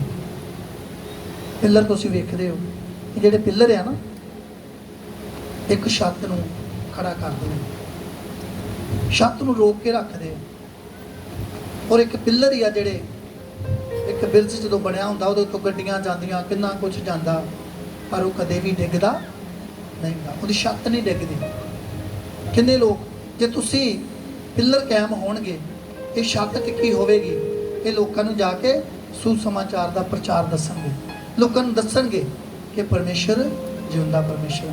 ਜੇ ਤੁਹਾਡੀ ਵਜ੍ਹਾ ਦੇ ਨਾਲ ਇੱਕ ਵੀ ਵਿਅਕਤੀ ਚਲਿਆ ਗਿਆ, ਮੈਂ ਬੜੀ ਵਾਰੀ ਵੇਖਦਾ ਹੁੰਦਾ, ਇੱਕ ਵਿਅਕਤੀ ਕਿਸੇ ਨੂੰ ਲੈ ਕੇ ਆਇਆ, ਉਹਨੇ ਅੱਗੇ 4 ਜਣੇ ਲੈ ਕੇ ਆਇਆ, ਉਹਨਾਂ 4 ਜਣਿਆਂ ਨੇ ਚਰਚ ਦੀ ਇੰਨੀ ਹੈਲਪ ਕੀਤੀ ਕਿ ਚਰਚ ਬਹੁਤ ਅੱਗੇ ਤੋਂ ਅੱਗੇ ਵੱਧ ਗਈ। ਤੁਹਾਨੂੰ ਜ਼ਰੂਰਤ ਹੈ ਅੱਜ ਪ੍ਰਾਰਥਨਾ ਦੇ ਵਿੱਚ ਰਹਿ ਕੇ ਨਮਰਤਾਈ ਦੇ ਨਾਲ ਇਸ ਚਰਚ ਦੇ ਨਾਲ ਮੋਢੇ ਦੇ ਨਾਲ ਮੋਢਾ ਲਾ ਕੇ ਖੜੇ ਹੋਣ ਦੀ ਜ਼ਰੂਰਤ ਹੈ। ਔਰ ਕਲੀਸਿਆ, ਖਾਸ ਕਰਕੇ ਤੁਸੀਂ ਜਿਹੜੇ ਵਲੰਟੀਅਰ ਜੀ, ਤੁਹਾਡਾ ਵੀ ਇਹ ਫਰਜ਼ ਬਣਦਾ ਹੈ ਕਿ ਤੁਸੀਂ ਹਰ ਚੀਜ਼ ਛੋਟੀ ਤੋਂ ਛੋਟੀ ਵੀ ਇਸ ਚਰਚ ਦੇ ਵਿੱਚ ਲੈ ਕੇ ਆਓ। ਮੈਂ ਪੁਰਾਣੇ ਸਮੇਂ ਦੇ ਵਿੱਚ ਵੇਖਦਾ, ਮੈਂ ਛੋਟਾ ਸੀਗਾ, ਜਿਹੜੀਆਂ ਭੈਣਾਂ ਦੇ ਕੋਲੋਂ ਪੈਸੇ ਨਹੀਂ ਹੁੰਦੇ ਸੀ, ਆਪਣੇ ਘਰ ਦੇ ਵਿੱਚੋਂ ਆਟਾ ਲੈ ਕੇ ਜਾਂਦੇ ਸੀ ਚਰਚ ਦੇ ਵਿੱਚ, ਭਵਨ ਦੇ ਵਿੱਚ, ਤਾਂ ਕਿ ਜਿਹੜਾ ਪਰਮੇਸ਼ਰ ਦਾ ਦਾਸ ਕੰਮ ਕਰਦਾ ਸੀ ਉਸ ਸਮੇਂ ਦੇ ਵਿੱਚ, ਉਹਦਾ ਜਿਹੜਾ ਆ ਗੁਜ਼ਾਰਾ ਜਿਹੜਾ ਹੈ ਵਧੀਆ ਢੰਗ ਦੇ ਨਾਲ ਚੱਲ ਸਕੇ। ਉਦੋਂ ਪੈਸੇ ਨਹੀਂ ਹੁੰਦੇ ਸੀ, ਉਦੋਂ ਲੋਕ ਆਟੇ ਲੈ ਜਾਂਦੇ ਸੀ, ਪਰਮੇਸ਼ਰ ਦੇ ਘਰ ਦੇ ਵਿੱਚ ਦਾਣੇ ਲੈ ਜਾਂਦੇ ਸੀ, ਹੋਰ ਕਈ ਚੀਜ਼ਾਂ ਲੈ ਜਾਂਦੇ ਸੀ ਕਿ ਜਿਹੜੀ ਚੀਜ਼ ਦੀ ਭਵਨ ਦੇ ਵਿੱਚ ਜ਼ਰੂਰਤ ਹੈ। ਹਾਲੇਲੂਇਆ। ਸਭ ਬੈਠ ਜਾਵਾਂਗੇ ਤਾਂ ਕਿ ਇਹ ਭਵਨ ਦੇ ਨਾਲ ਜਦੋਂ ਅਸੀਂ ਮੋਢੇ ਦੇ ਨਾਲ ਮੋਢਾ ਮਿਲਾ ਕੇ ਚੱਲਾਂਗੇ। ਬਹੁਤ ਚੀਜ਼ਾਂ ਦੀ ਜ਼ਰੂਰਤ ਹੈ ਭਵਨ ਦੇ ਵਿੱਚ, ਹਰ ਚੀਜ਼ ਦੀ ਜ਼ਰੂਰਤ ਹੈ। ਸਵੇਰੇ ਪਰਮੇਸ਼ਰ ਦੀ ਦਾਸੀ ਗੱਲ ਕਰ ਰਹੇ ਸੀ, ਕਹਿੰਦੇ ਅਸੀਂ ਹਰ ਹਫਤੇ ਹਰ ਮਹੀਨੇ ਨਵੇਂ ਤੋਂ ਨਵੇਂ ਅਸੀਂ ਸੂਟ ਪਾਉਂਦੇ ਆ, ਕਲੀਸਿਆ ਨਵੇਂ ਤੋਂ ਨਵੇਂ ਸੂਟ ਪਾ ਕੇ ਆਉਂਦੀ ਆ, ਪਰ ਕੀ ਪਰਮੇਸ਼ਰ ਦਾ ਭਵਨ ਬਰਬਾਦ ਪਿਆ ਹੈ। ਮੈਂ ਕਿਹਾ ਮਾਸੀ ਕਿਉਂ? ਕਹਿੰਦੇ ਮੈਂ ਚਾਹੁੰਦੀ ਆ ਕਿ ਇਹ ਜਿਹੜਾ ਟੈਂਟ ਆ ਇਹ ਨਵਾਂ ਹੋਣਾ ਚਾਹੀਦਾ ਹੈ। ਕਮ ਸੇ ਕਮ ਕਹਿੰਦੇ ਪਰਮੇਸ਼ਰ ਦਾ ਸਿੰਘਾਸਨ ਜਿਹੜਾ ਆ 1 2 3 ਚਾਨਣੀਆਂ, ਕਹਿੰਦੇ ਇਹਦਾ ਕਲਰ ਹਰ ਵਾਰੀ ਚੇਂਜ ਹੋਣਾ ਚਾਹੀਦਾ ਹੈ। ਕਹਿੰਦੇ ਪਿੱਛੇ ਡੈਕੋਰੇਸ਼ਨ ਹੋਣੀ ਚਾਹੀਦੀ ਆ। ਜਿੱਦਾਂ ਤੁਸੀਂ ਵੇਖਿਆ ਇਹ ਪਰਦੇ ਪਿਛਲੇ ਸਮੇਂ ਦੇ ਵਿੱਚ ਕਈਆਂ ਲੋਕਾਂ ਨੇ ਦਿੱਤੇ 1000 ਰੁਪਏ ਦਾ ਪਰਦਾ ਬਣਿਆ ਸੀਗਾ, ਔਰ ਇੱਕ ਹੀ ਕਲਰ ਜਦੋਂ ਅਸੀਂ ਹਰ ਵਾਰੀ ਲਾਉਂਦੇ ਆ। ਪਰਮੇਸ਼ਰ ਦਾ ਭਵਨ ਜਿਹੜਾ, ਪਰਮੇਸ਼ਰ ਮਹਾਨ ਪਰਮੇਸ਼ਰ ਆ, ਜਿਨੇ ਸਾਨੂੰ 40 ਰੁਪਏ ਤੋਂ 40 ਲੱਖ ਦੇ ਮਾਲਕ ਬਣਾਇਆ। ਉਹ ਮਹਾਨ ਪਰਮੇਸ਼ਰ, ਉਹ ਮਹਾਨ ਪਰਮੇਸ਼ਰ ਜਿਹੜਾ ਗਰੀਬ ਨੂੰ ਰੂੜੀ ਤੋਂ ਚੁੱਕਦਾ ਤੇ ਪਤਵੰਤਾਂ ਦੇ ਵਿੱਚ ਵਟਾਉਂਦਾ। ਤੁਸੀਂ ਉਸ ਪਰਮੇਸ਼ਰ ਦੇ ਕੋਲੋਂ ਆਏ ਹੋ ਕਿ ਤੁਸੀਂ ਉਸ ਪਰਮੇਸ਼ਰ ਨੂੰ ਖੁਸ਼ ਵੇਖਣਾ ਨਹੀਂ ਚਾਹੁੰਦੇ? ਜਦੋਂ ਉਸ ਪਰਮੇਸ਼ਰ ਨੂੰ ਖੁਸ਼ ਕਰੋਗੇ, ਔਰ ਮੇਰਾ ਪਰਮੇਸ਼ਰ ਵੱਡੀਆਂ ਬਰਕਤਾਂ ਦੇ ਨਾਲ ਤੁਹਾਨੂੰ ਬਲੈਸ ਕਰੇ। ਇਹ ਉਹ ਪਰਮੇਸ਼ਰ ਆ। ਪਿਛਲੇ ਸਮੇਂ ਦੇ ਵਿੱਚ ਇੱਕ ਇਨਸਾਨ ਸਾਡੇ ਕੋਲੋਂ ਆਇਆ, ਪਾਸਟਰ ਸੀਗਾ, ਕਹਿੰਦਾ ਮੈਂ ਮੰਗਣ ਵਾਲਾ ਸੀਗਾ ਔਰ ਇਸ ਤਰ੍ਹਾਂ ਮੀਟਿੰਗ ਹੋ ਰਹੀ ਸੀ, ਔਰ ਕਹਿੰਦਾ ਮੇਰੀ ਪਿੱਛੋਂ ਕਮੀਜ਼ ਫਟੀ ਸੀਗੀ ਔਰ ਮੈਂ ਖਾਣਾ ਚਾਹੁੰਦਾ ਸੀ। ਖਾਣਾ ਖਾਣ ਦੇ ਵਾਸਤੇ ਮੈਂ ਕਿਸੇ ਭਵਨ ਦੇ ਵਿੱਚ ਵੜ ਗਿਆ। ਉੱਥੇ ਪਰਮੇਸ਼ਰ ਦਾ ਦਾਸ ਇੱਕ ਪ੍ਰੋਫੈਸੀ ਕਰ ਰਿਹਾ ਸੀ। ਕਹਿੰਦੇ ਉਹ ਬਾਰ-ਬਾਰ ਬੋਲੀ ਜਾ, ਇਹ ਆਨੰਦ ਉਹਨਾਂ ਦਾ ਨਾਮ ਆ। ਕਹਿੰਦਾ ਮੈਂ ਕਿਹਾ ਮੈਂ ਗਰੀਬ ਆ, ਮੈਨੂੰ ਕਿੱਥੇ ਬੁਲਾ ਰਹੇ ਹੋਣੇ। ਕਹਿੰਦਾ ਬਾਰ-ਬਾਰ ਕਹੀ ਜਾਣ, ਜਿਹੜਾ ਵੀ ਹੈਗਾ ਉੱਥੇ ਹੋਰ ਕੋਈ ਉਸ ਨਾਮ ਦਾ ਨਹੀਂ ਸੀਗਾ। ਕਹਿੰਦਾ ਮੈਂ ਆਪਣੇ ਪਿੱਛੇ ਇਸ ਤਰ੍ਹਾਂ ਹੱਥ ਰੱਖ ਕੇ ਢੱਕ ਕੇ ਅੱਗੇ ਸਟੇਜ ਦੇ ਲਾਗੇ ਗਿਆ, ਉਹਨਾਂ ਨੇ ਮੈਨੂੰ ਬਲੈਸ ਕਰਤਾ। ਕਹਿੰਦੇ ਤੂੰ ਕੀ ਬਣੇਗਾ ਇੱਕ ਦਿਨ? ਪਰਮੇਸ਼ਰ ਦਾ ਦਾਸ, ਪਾਸਟਰ ਏ ਆਨੰਦ। 2-3 ਮੀਟਿੰਗਾਂ ਤੁਸੀਂ ਉਹਨਾਂ ਦੀਆਂ ਵੇਖ ਚੁੱਕੇ ਹੋ। ਉਹਨਾਂ ਨੇ ਖੁੱਲ੍ਹ ਕੇ ਆਪਣੀ ਗਵਾਹੀ ਦਿੱਤੀ। ਕਹਿੰਦਾ ਮੇਰੀ ਮਾਤਾ ਕਰੈਕਟਰਲੈਸ ਸੀਗੀ, ਉਹਨਾਂ ਨੇ ਮੈਨੂੰ ਜਨਮ ਦੇ ਕੇ ਤੇ ਬਾਹਰ ਕੱਢਤਾ ਸੀ, ਉਹ ਪਤਾ ਨਹੀਂ ਕਿੱਥੇ ਚਲ ਗਈ। ਕਹਿੰਦਾ ਮੇਰੇ ਕੋਲ ਖਾਣਾ ਵੀ ਨਹੀਂ ਹੁੰਦਾ ਸੀਗਾ। ਕਹਿੰਦਾ ਉਸ ਤੋਂ ਬਾਅਦ ਦੇ ਵਿੱਚ IPS ਦੀ ਨੌਕਰੀ ਛੱਡ ਕੇ ਮੈਂ ਪਰਮੇਸ਼ਰ ਦਾ ਕੰਮ ਕਰ ਰਿਹਾ। ਹਾਲੇਲੂਇਆ। ਕਈ ਭੈਣਾਂ ਕਹਿ ਤੇ ਦਿੰਦੀਆਂ, ਪਰਮੇਸ਼ਰ ਤੂੰ ਮੈਨੂੰ ਬੱਚਾ ਦੇਵੇਂਗਾ, ਮੈਂ ਤੈਨੂੰ ਦੇ ਦਿਆਂਗੀ, ਪਰ ਬਾਅਦ ਦੇ ਵਿੱਚ ਭੁੱਲ ਜਾਂਦੇ ਅਸੀਂ। ਪਰਮੇਸ਼ਰ ਤੂੰ ਮੇਰੀ ਸੈਲਰੀ ਵਧਾਏਗਾ ਔਰ ਮੈਂ 10% ਤੈਨੂੰ ਦੇਵਾਂਗੀ, ਪਰ ਅਸੀਂ ਭੁੱਲ ਜਾਂਦੇ ਹਾਂ। ਹਾਲੇਲੂਇਆ। ਕਿੰਨੇ ਲੋਕ ਚਾਹੁੰਦੇ ਕਿ ਪਰਮੇਸ਼ਰ ਦਾ ਭਵਨ ਹੋਰ ਵਧੇ, ਹੋਰ ਕਲੀਸਿਆ ਵਧੇ, ਹੋਰ ਪਰਮੇਸ਼ਰ ਦੇ ਵੱਡੇ ਕੰਮ ਹੋਣ, ਬਹੁਤ ਸਾਰੇ ਲੋਕ ਬਚਾਏ ਜਾਣ, ਔਰ ਤੁਹਾਡੀ ਇੱਕ ਡਿਊਟੀ ਬਣਦੀ ਹੈ। ਮੈਂ ਪਿਛਲੇ ਦਿਨਾਂ 'ਚ ਦੱਸਿਆ ਸੀਗਾ ਕਿ ਕਮ ਸੇ ਕਮ ਤੁਸੀਂ ਹਰ ਹਫ਼ਤੇ ਇੱਕ ਰੁਟੀਨ ਬਣੋ। ਜੋ ਤੁਸੀਂ ਪਰਮੇਸ਼ਰ ਨੂੰ ਦਿਓਗੇ ਉਹੀ ਪਰਮੇਸ਼ਰ ਤੁਹਾਨੂੰ ਦੇਵੇਗਾ। ਪਰਮੇਸ਼ਰ ਕਹਿੰਦਾ ਦੇਣ ਵਾਲਿਆਂ ਨੂੰ ਦਿੱਤਾ ਜਾਵੇਗਾ। ਕਮ ਸੇ ਕਮ ਅਸੀਂ, ਮੈਂ ਕੈਮਰੇ ਸਾਹਮਣੇ ਨਹੀਂ ਬੋਲਣਾ ਚਾਹੁੰਦਾ, ਕਮ ਸੇ ਕਮ ਅਸੀਂ ਇਸ ਢੰਗ ਦੇ ਨਾਲ ਆਈਏ ਤਾਂ ਕਿ ਪਰਮੇਸ਼ਰ ਦੇ ਕੰਮ ਹੋਰ ਅੱਗੇ ਵਧਦੇ ਜਾਣ। ਹਾਲੇਲੂਇਆ। ਔਰ ਤੁਸੀਂ ਰਾਜਿਆਂ ਦੇ ਰਾਜੇ ਦੀ ਕੀਜੇ ਸੰਤਾਨ ਜੀ, ਜਿਹੜਾ ਰੇੜੀਆਂ ਤੋਂ ਗੱਡੀਆਂ ਦੇ ਵਿੱਚ ਬਿਠਾ ਦਿੰਦਾ, ਰੂੜੀ ਤੋਂ ਚੁੱਕ ਕੇ ਪਤਵੰਤਾਂ ਦੇ ਵਿੱਚ ਬਿਠਾ ਦਿੰਦਾ ਹੈ, ਉਹ ਵੀ ਆਪਣੇ ਲੋਕਾਂ ਦੇ ਵਿੱਚ। ਹਾਲੇਲੂਇਆ। ਔਰ ਉਹ ਸਭ ਮੰਗਾਂਗੇ ਪਰਮੇਸ਼ਰ ਅੱਜ ਦਾ ਵਚਨ ਮੇਰੀ ਜ਼ਿੰਦਗੀ ਦੇ ਵਿੱਚ 100 ਗੁਣਾ ਫਲ ਲੈ ਕੇ ਆਏ। ਅੰਧਕਾਰ ਦੀਆਂ ਸ਼ਕਤੀਆਂ, ਵਿਰੋਧੀ ਦੀ ਤਾਕਤ ਅੱਜ ਦੇ ਵਚਨ ਨੂੰ ਚਲਾ ਨਾ ਸਕੇ। ਅੱਜ ਦਾ ਵਚਨ ਮੇਰੀ ਜ਼ਿੰਦਗੀ ਦੇ ਵਿੱਚ ਵਧੇ, ਫਲੇ ਔਰ ਹਜ਼ਾਰ ਗੁਣਾ ਫਲ ਲੈ ਕੇ ਆਏ। ਅੱਜ ਦੇ ਵਚਨ ਦੇ ਦੁਆਰਾ ਤੇਰੇ ਲੋਕ ਬਚਾਏ ਜਾਣ, ਛੁਡਾਏ ਜਾਣ। ਸਭ ਪ੍ਰਾਰਥਨਾ ਮੰਗਾਂ